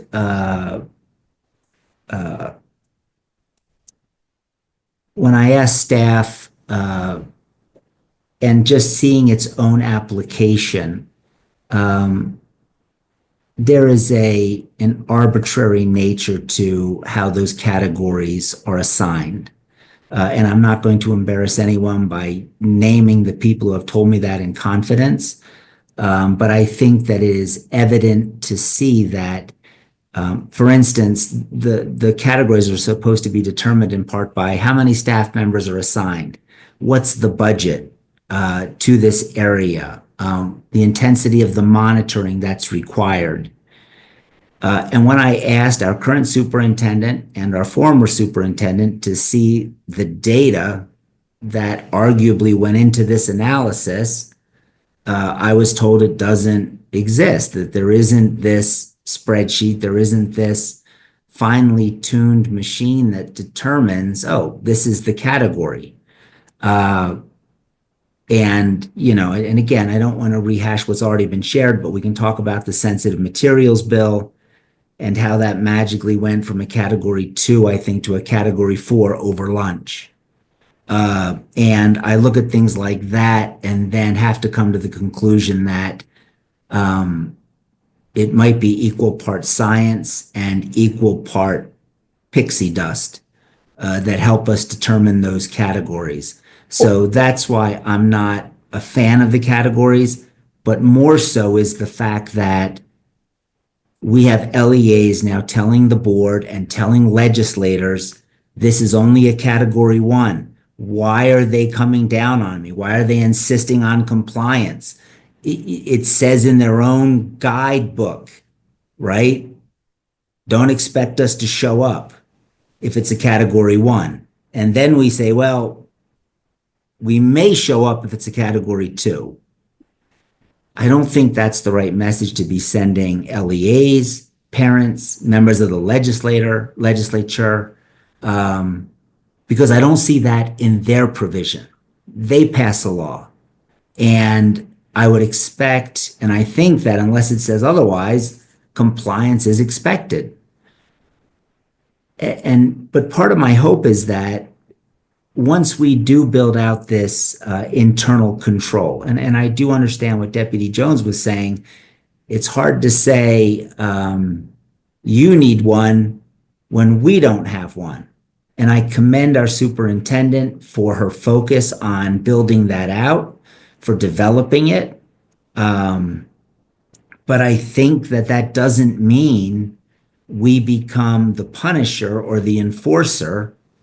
I think it just means that we continue to help, we continue to reach out, we continue to work with the LEAs to get to the expected level of compliance. That's why under draft 3, I wanted to make clear that the superintendent has that flexibility, because I don't think it would be fair to expect us to require that of our staff to get there overnight. Certainly not fair to expect it among the LEAs, but we do need to expect compliance. And that's what we have not been getting. We have been getting defiance. We have been getting just we're not going to send this. We're not going to do it. That's unacceptable, and that needs to be addressed. Thank you. Thank you. Okay, let's see. Any other questions, comments? Yes, I Member Lear, have did further, you have I some have other further follow-up? questions. I do Okay. have further questions on different issues, Okay. which goes to my point of I would like to see another draft of this. I'd like to see a better definition of risk assessment. I'd like to see how it fits into this rule. Yes, I do see it on a couple of lines, but the definition is so non-descriptive that I think we need a better, again, I said common understanding a whole bunch of times. I have another question about the appeals process. I think that I've made no secrets of not liking this power committee. And I feel like it is just the opposite, the antithesis of what Chair Carey just said. We don't really want to torture you. We don't really mean to bring the heavy hammer down, but that's exactly what this committee feels like. And I'm also confused as to whether it's an appeals committee because of the line that I quoted earlier, which says a concerned citizen can bring anything directly to the committee. So I think that is misleading if it's supposed to be an appeals committee, and it's misleading if it's supposed to be an appeals committee, and it's inappropriate for the committee to operate as an appeals committee if you can also if anyone, a complainant, can bring anything directly to the committee, and it's not clear in there. But let me point out sort of a related point too. On line 349, it looks like non-compliance, the appeal goes to the audit committee, the board audit committee on 349. But then on line 383, if you want to go down, we'll compare these two. It looks like the oversight power committee can examine the corrective action plan. So I'm not sure if the appellant gets to choose, or if the superintendent chooses, or if the board says, hey, this would be more appropriate for this committee or the audit committee or for corrective action plan under 383. I think that looks like a duplicative and appeal opportunity. I think that needs to be clarified, and I also would want that clarified in connection with the language describing the power committee as review any other not the materials, that's fine, but up above where it says review any other matter that the committee decides it wants to review. So I think those parts need to be clarified so that that whether we, and I'm kind of catching both senses from Chair Carey. We want to be helpful. We want to show LEAs that we're helpful.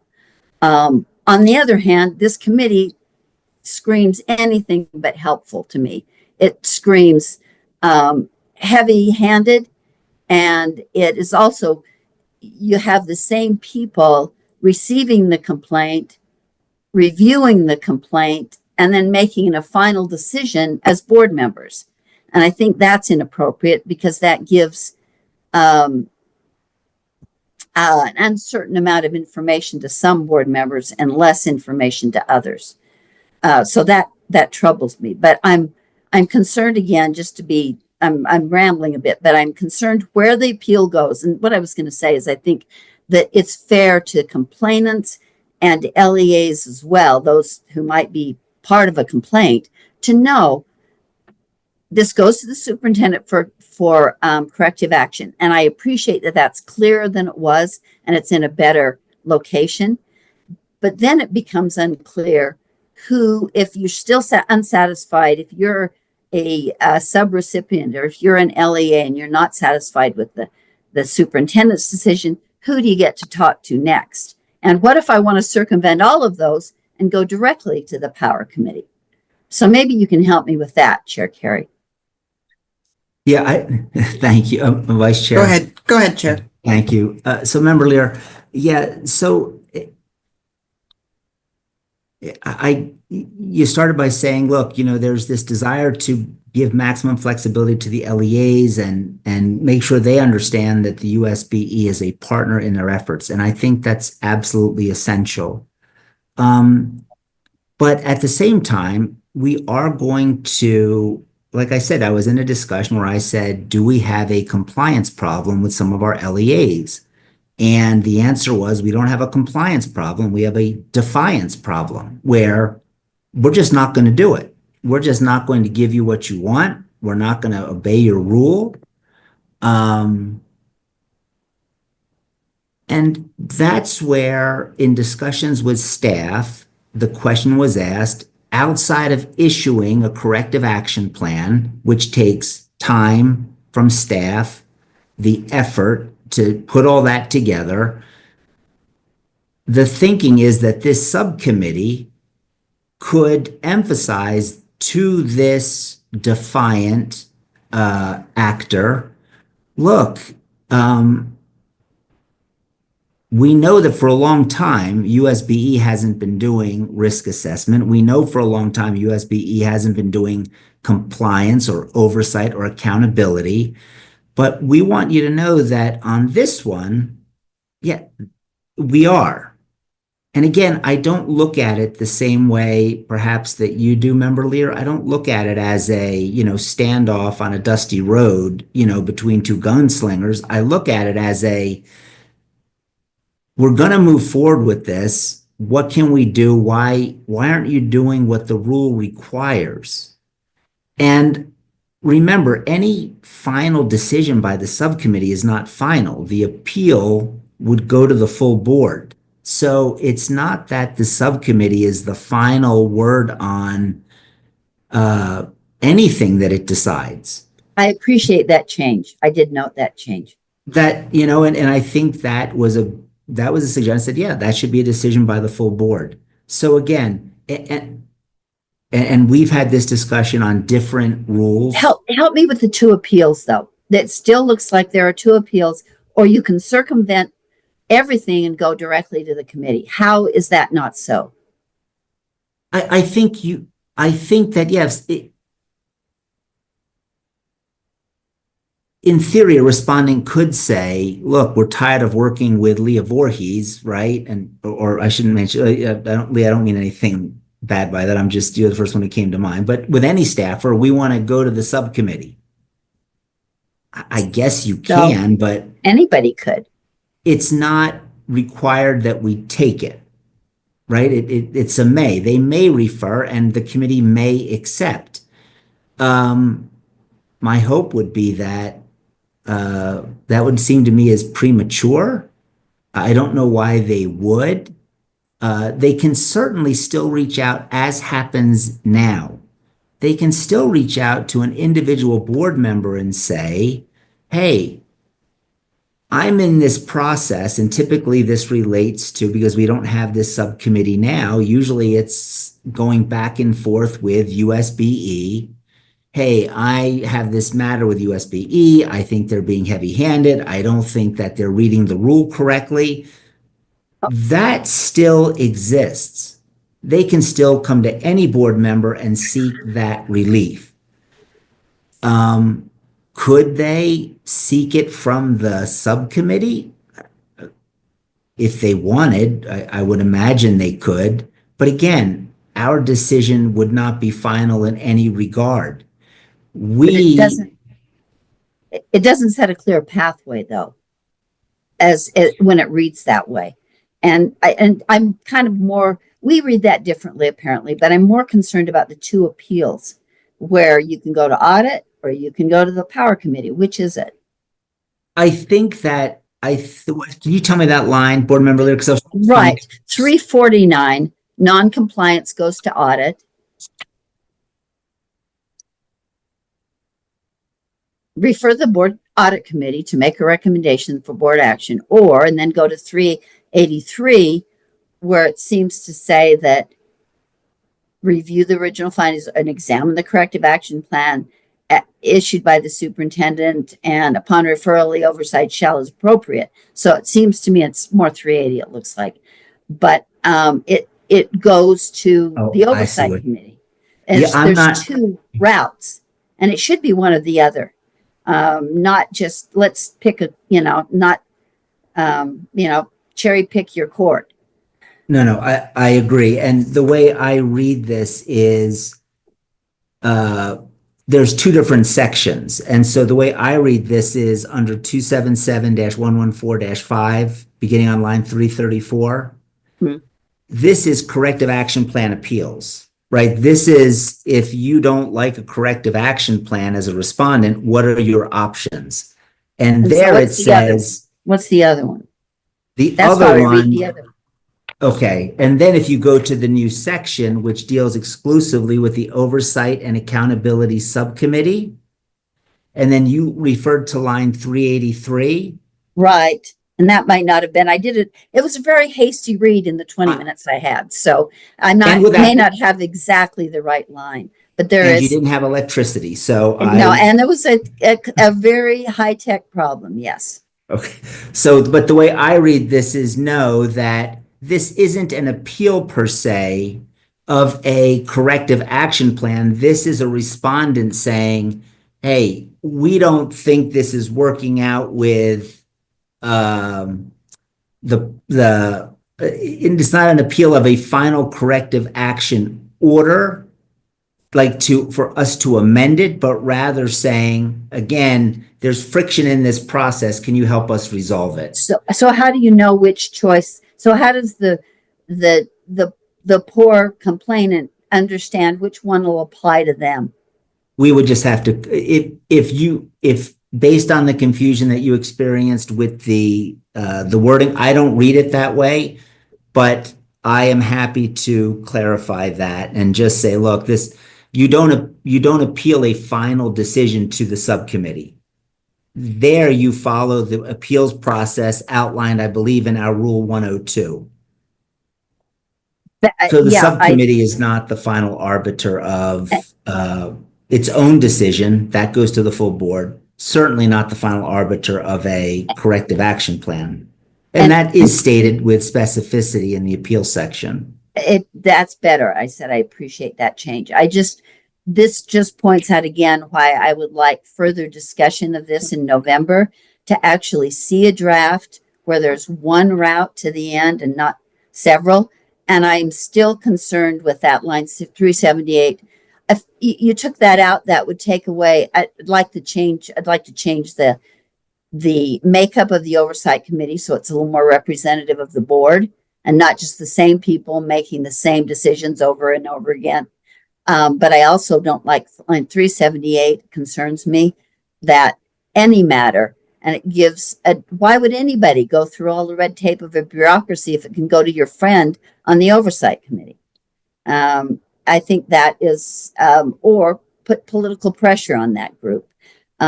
Putting everyone through the same bureaucratic torment is really more fair and sporting, as some people have said, than to say, well, you can go here if you know somebody, or you have to go through this process if you don't.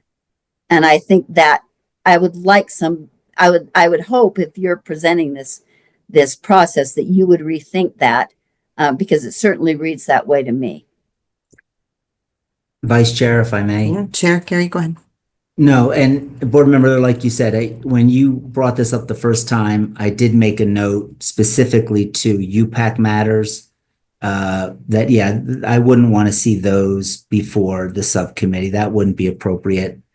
And but what about school and trust matters, or what about child nutrition matters? All of those have their own procedures that would be cut short if someone came directly to line 378.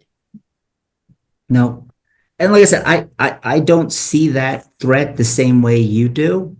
But again, Could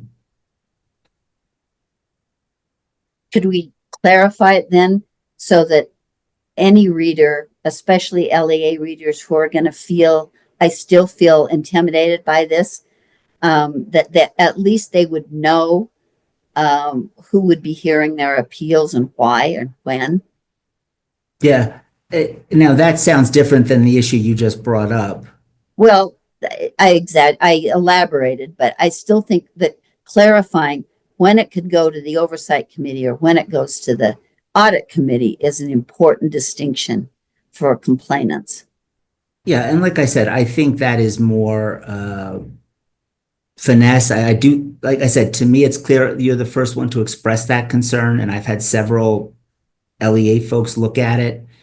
Also, And they pointed it to me, so apparently we've got some distress. yeah,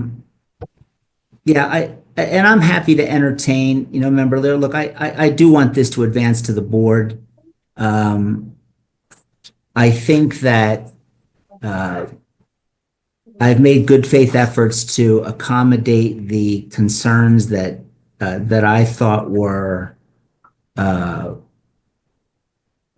pressing. I'll use that word to make those revisions. And again, I don't look at this as a document that's locked into stone. I'm happy to make adjustments if I believe it improves the overall product. And I think we did that so far. It's how we got to a draft 3. And I have already said I'm willing to look at some of the language revolving line 378. The risk assessment, if that is something you want to work together on and defining that, I'm happy to work together in doing that. But we have to start somewhere. It's And become right. Well, my most pressing concern, speaking of pressing, is that no one from the outside was able to see this before our meeting today. Board members had 20 minutes, or an hour, maybe if they were lucky. I'm not trying to delay. I'm trying the other process that you specifically would have us do away with was developed over a year's time. And I personally think it was very realistic about the resources we have and the ability we have to monitor. I also understand that those things can change with the new board, but they should change as thoughtfully as they were implemented. And this, I worry that what will come to the board in November will come with a day's notice too. And I don't, that's not what we need. We need more input from both board members as well as those who will be affected by this. I just think it's crucial. And I know from talking to members of the education community that they feel this is heavy-handed. And you expressed today that you're not intending that, but that's what it feels like. And that's what it looks like, I would suggest from some of the language, which I think needs more discussion and more collaboration. We'll never get compliance. There's not enough of us to police this until we have a joint appreciation and understanding for the importance of monitoring and compliance. So I think that's going to come with working together, not with imposing something that had 20 minutes for review before the committee discussed it. Vice Chair. Thank you, Member Lair. Chair Carey. Let me just say that I can certainly understand how some LEAs feel this is heavy-handed because we haven't been doing oversight and accountability for so long that when someone shows up and says, hey, now we're going to do it, I certainly can understand the, wow, that's unexpected and that's going to cause problems. I understand that. But I think that in this draft, we've addressed, to me, what were the most pressing concerns of we can't show up and expect compliance overnight. And to me, this draft gives the superintendent the flexibility to say, I'm going to prioritize compliance and oversight in those areas as she's trying to build out internal controls. One thing that this discussion has brought to my attention is maybe internal control shouldn't be under the superintendent. Maybe that's more appropriate under audit or another entity.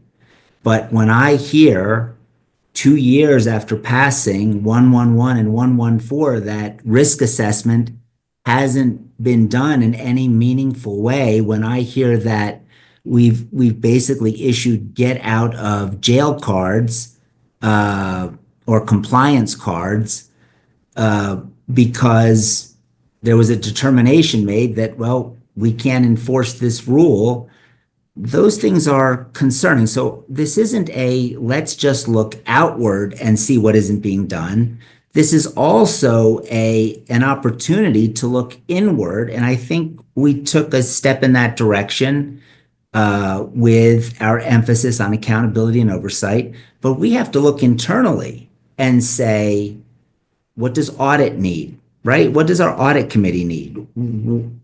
Why aren't we more effective? Why is the legislature and board member, I don't know if it was you and I talking about this or maybe it was another board member, but when I was at that committee hearing and a member of the legislature said, well, can't we just send this to USBE for them to follow up on?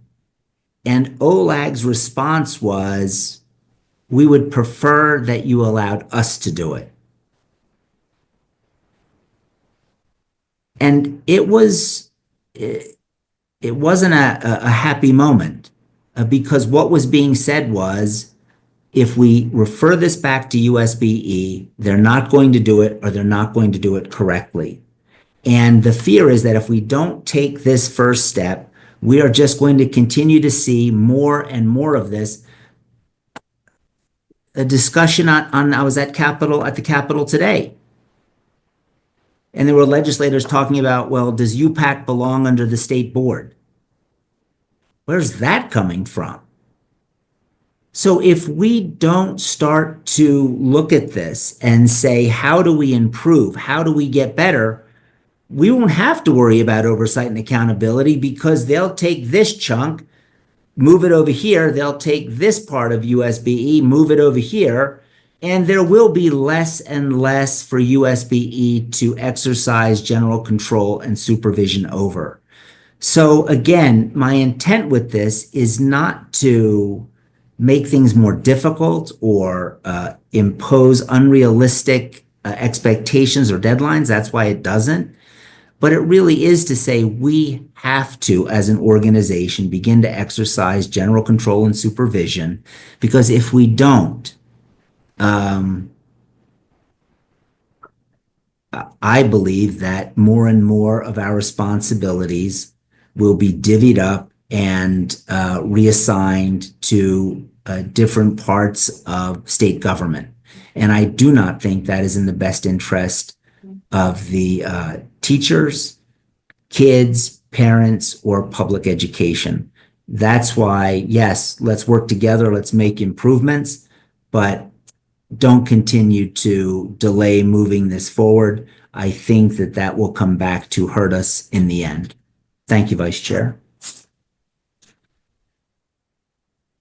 Hey, thank you. I would like to say, I mean, I do have, I see what we're trying to accomplish. If our goal is to make sure that people are in compliance, which I think that everybody on this committee wants to make sure that people are following the rules. And sometimes it only takes a few not following the rules to make it feel like nobody's following the rules. And I don't believe that's the case, but I do think that we need to have processes and systems in place to make sure individuals and LEAs are held accountable and responsible.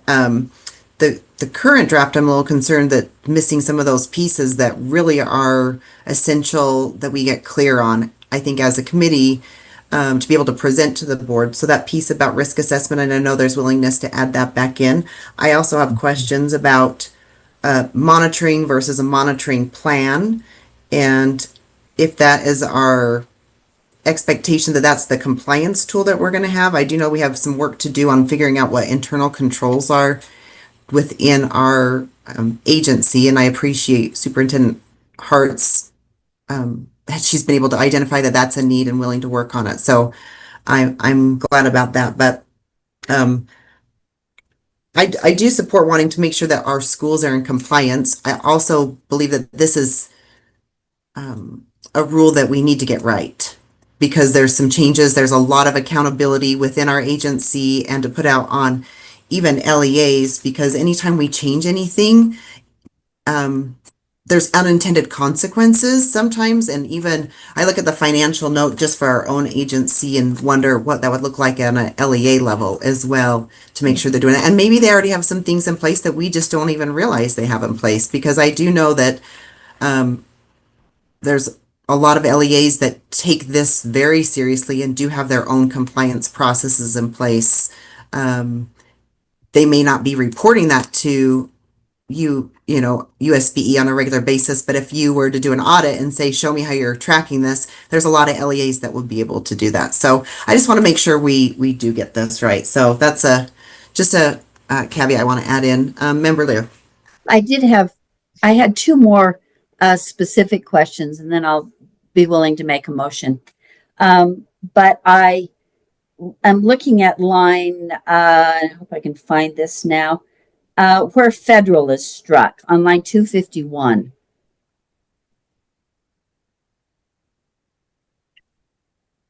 I think that's the right line number.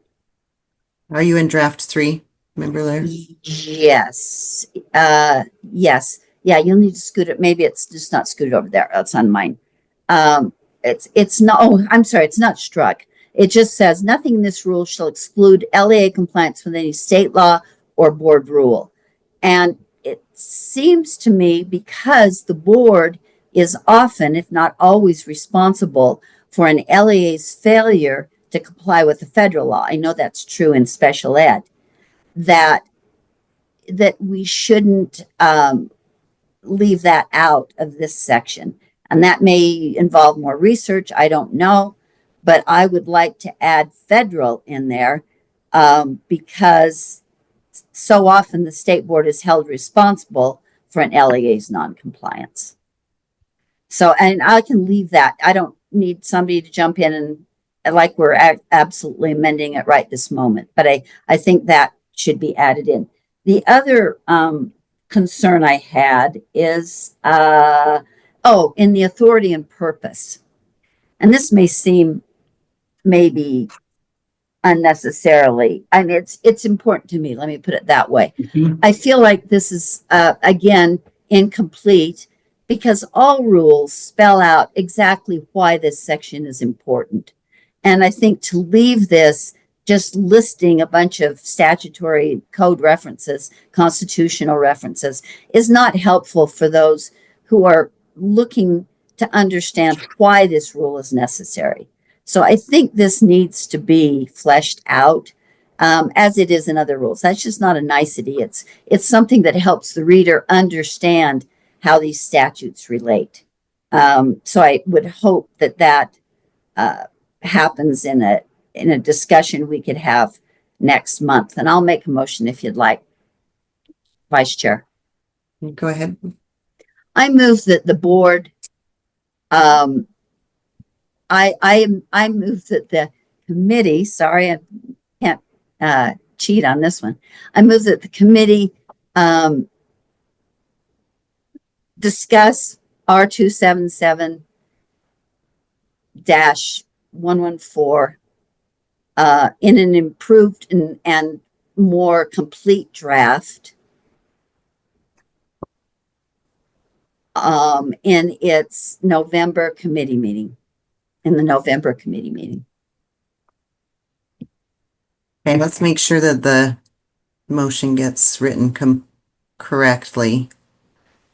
Oh, yes, thank you. And then if I can include two ideas and also consider the repeal of R277-111 in that meeting because the two are tied together. That the last part doesn't have to be part of that. Yes. So you want both of them to be happening in the November committee I meeting? think 111 should not be repealed until we can see a draft of 114 that we want to move forward to the board in a thoughtful way. I think it's precipitous to repeal 111 until we have a 114 that we feel comfortable as a group with all of our concerns raised today to put forward to the board. Okay, so the motions that the committee will discuss R277-114 in an improved and more complete draft in the November committee meeting, and also consider the repeal of R277-111 in that meeting. That's the correct motion, Member Lear? That's it. Thank you. Okay. Member Carey, discussion to that motion?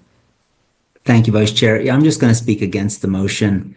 I believe we have a better rule today than we had, 2 weeks ago. I'm going to look at the suggestions that were made, but I do think that we need to move this forward. Exactly because we want the LEAs to have the guidance that and the clarity that they deserve. I feel that this rule balances the needs of the flexibility that LEAs want. But we also need to make clear that the abuse that our staff has suffered in terms of non-compliance and defiance, that is not acceptable. We have an obligation to the people of this state to have accountability. It is taxpayer money, and having us delay audits, having us delay being able to get good information back to the state, or not having information because we simply cannot get it when we are entitled to it, that's not healthy for public education. So I think we need to move this forward. I will continue working with members of this committee, members of the board, and I will continue my outreach to the various stakeholders in education so that we do get the best proposed rule before the full board in November. So I'm going to vote against Board Member Lear's motion. Thank you. Thank you, Chair Vice Chair, Carey. can I speak to my motion briefly? Yes, please, Member Lear. I hear what you're saying. I know that there's you feel an urgency, Chair Carey. I feel a greater concern to make sure we have this where we want it. And if I had had more than an hour today to look at this third draft, I might have been able to bring some motions that would then have the words on the page in front of us, and we'd be able to draw those conclusions. I think that is really an unfair disadvantage. I know how complicated it is to put these rules together, but it just is not, I feel, appropriate to make these kinds of changes. We've just discussed it for 3 hours. That suggests how complicated this is and how many ways things can be read. So I really believe that I'm not delaying for delay's sake. I really want to see words on a page that clarify some of the issues. So I would really advocate for waiting, see those words on the page with greater time to review them than we had today. And again, as I said in the very beginning, get stakeholder input at this stage rather than tie up the board's time with stakeholder input in the board discussion. Thanks. Thank you, Member Lear. Okay. Can we vote? Any other discussion? I would just like to add, I always tell, well, one of the sayings that we have is you only have one time to give a first impression. And I'm concerned if we don't have a rule that we all feel supportive of or doesn't need just little minor changes to then present to the full board. I don't want to put us in a situation where we haven't quite agreed on a rule. We take it to the full board, we discuss it for 2 or 3 hours there, and it gets sent back to us. So with that, I would actually be in support of this because I think there's some pieces of this that are going in the right direction, but I want us to make sure that it's clear to all of us and that we can fully support that as a committee to know that this is exactly what we want to have happen and that we're all clear on the impact it's going to have. I would also appreciate an updated draft to be able to then share with constituents that have reached out asking for an updated draft, and I kept telling them, well, I don't have one yet, and I would like to be able to get some feedback. So I do support the idea behind it and making sure our districts are in compliance and that we get better in our internal processes. But I also want to make sure as a committee that we're doing our due diligence to provide a great draft so we can get it through the full board. So I would support that motion. Okay, if there's no further discussion, then we will go ahead and it sounds like there's going to be some different votes on this. So we'll go ahead and do a roll call vote on this. Chair Carey? No. Member Lear? Yes. Member Longacre? No. Member Hall? No. Okay, and I am a yes. So that motion fails 3-2, with the yes votes being Member Lear and Member Bollinger. With that, I will turn it back. Looks like Chair Carey. I was just going to make a motion. Okay, go ahead. And that motion would be that the committee approve R277-114, response to compliance and related issues, draft 3, on first reading and forward to the board for approval on second and final reading. Okay, the motion is that the committee approve R277-114, response to compliance and related issues, draft 3 on first reading and forward to the board for approval on second and final reading. Did you want to speak to that motion? I don't, but is this the first reading or is this technically the second reading? Just ask the vice chair or staff who may be present. So I believe it would end up being a second reading, because isn't this reading the first one? Of draft, I'm not, it is of draft 3. oh, so the first reading of draft 3. Okay. Yeah, then that would be my motion.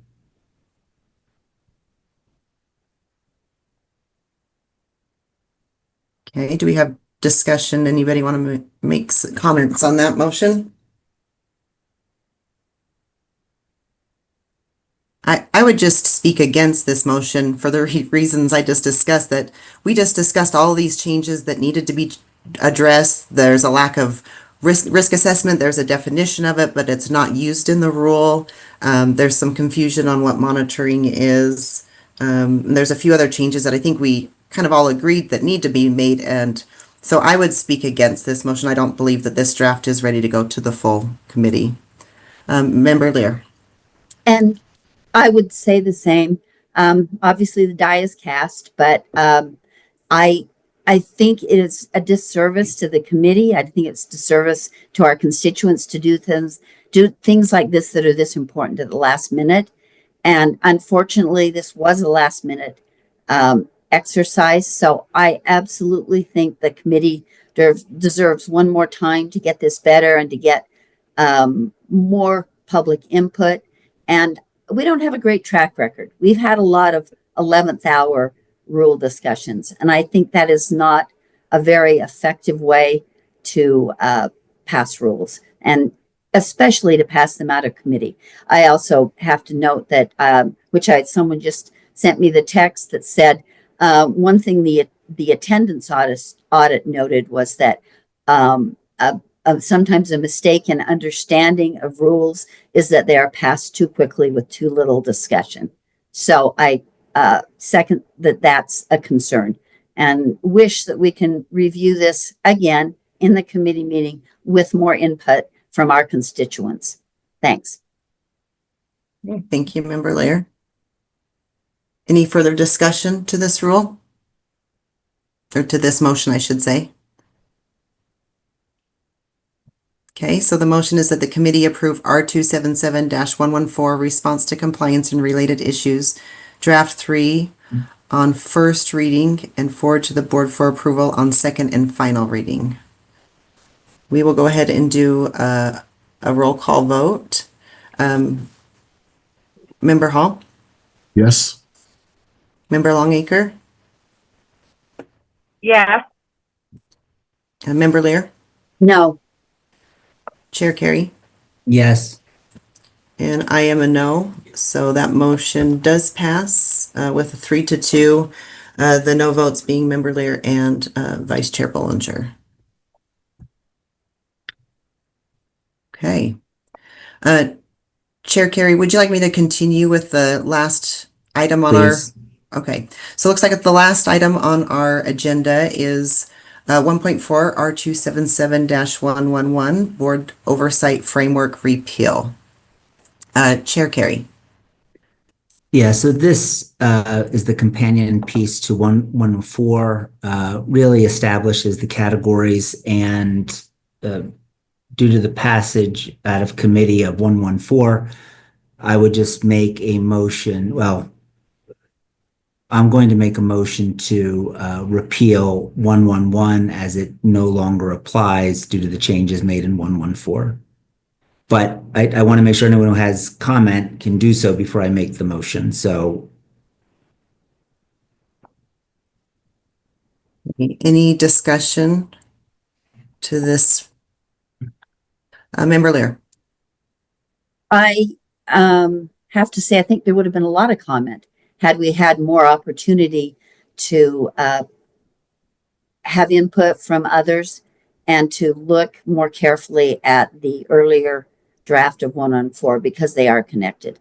So I think it's unfortunate that there is little to say about 111 right now, having spent more than a year developing it from two of the smartest attorneys I know, and not even having it play out for a full school year before there's a recommendation that it be replaced by something that is not yet fleshed out or complete or supported by the full committee. So I will again oppose this motion. I don't think we should recommend repealing it till we can have adequate time to look at a draft of what will replace it. Thank you, Member Lear. And I would say I can be supportive of this motion had I felt comfortable with the current version of 114 that was passing through this committee. But because it's moving through faster than I feel like it's ready to, I'm just concerned that we don't have a good product going through to replace this yet. So again, I can be supportive of repealing this if 114 was very clear on what the expectation was and the direction we were going. But because it's not quite there, I'm not quite ready to support the repeal of this yet. But I could be in the future. So, Chair Carey. Thank you, Vice Chair Bollinger. Look, I don't believe we should ever let, the perfect be the enemy of the good. We passed 111 and 114 2 years ago. And then 2 years later, I'm finding out, well, we passed it and it looked good and it sounded good, but we just weren't doing any of it. Right. And that's why, it's got that fiscal attachment to it. And when I asked, well, how much do we save from what we're already doing? Because 111 and 114 are already in place. The answer was, well, you're not saving anything. Well, how's that possible? Well, it's possible because we're not doing it. So I just want to say that again. This is our second meeting to discuss this. I will continue to reach out and I will continue to welcome feedback. I do want the best rule, but I do believe that after 2 years, it's time to move away from the position that we've taken, which is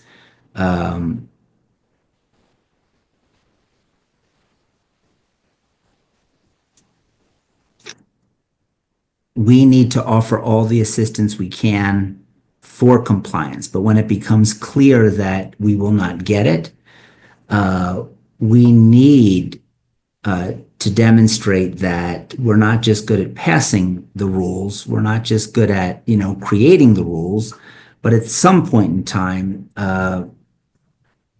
that oversight and supervision, they have to mean something. Otherwise, I think we will continue to see bad data, bad results, a lack of trust and faith in the state board from our teachers, our parents, and the legislature. And that's what's driving this, and that's why I support the repeal. Okay, thank you, Chair Carey. Member Lear. I had one final thought, especially because Chair Carey mentioned this again. And I think I at least feel like it's not the rule. There's problem does not lie with the current R277-114.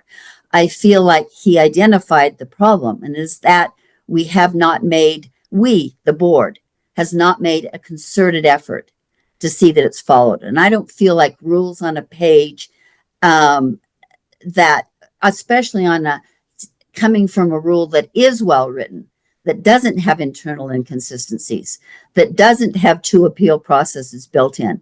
I feel like a rule that is existent that has not been fully enforced or emphasized by the board is more the problem here, not that different rules, different words in a different order with a heavy-handed committee will make a difference. And I wish that we had given this current 114 enough attention and concern, because certainly we've understood some of the issues in this through our discussions in the last couple of months. But I also want to conclude with a plea from those who are in favor of this rule.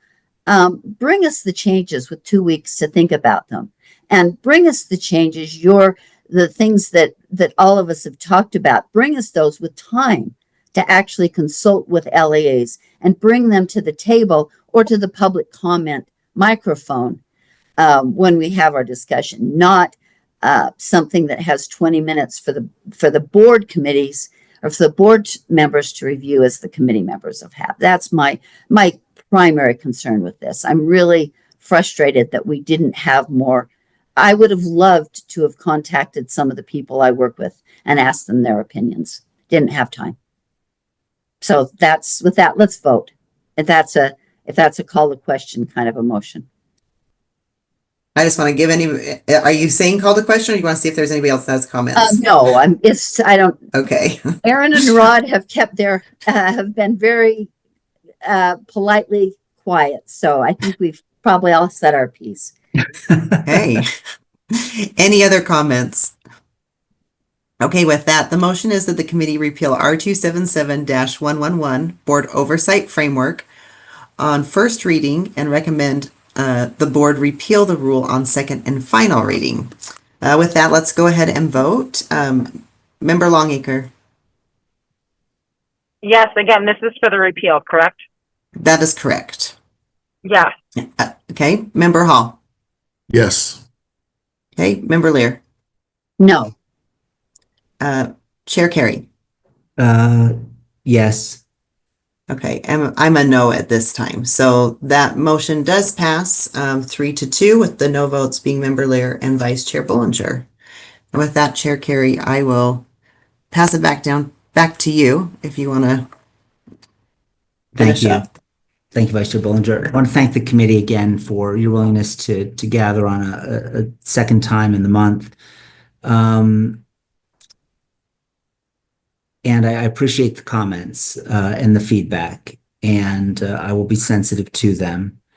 With that, we will take one final motion. Motion to adjourn. Okay, all those in favor? Aye. Aye. Okay, that's unanimous. Thank you very much. Thank you. Happy birthday, Amanda!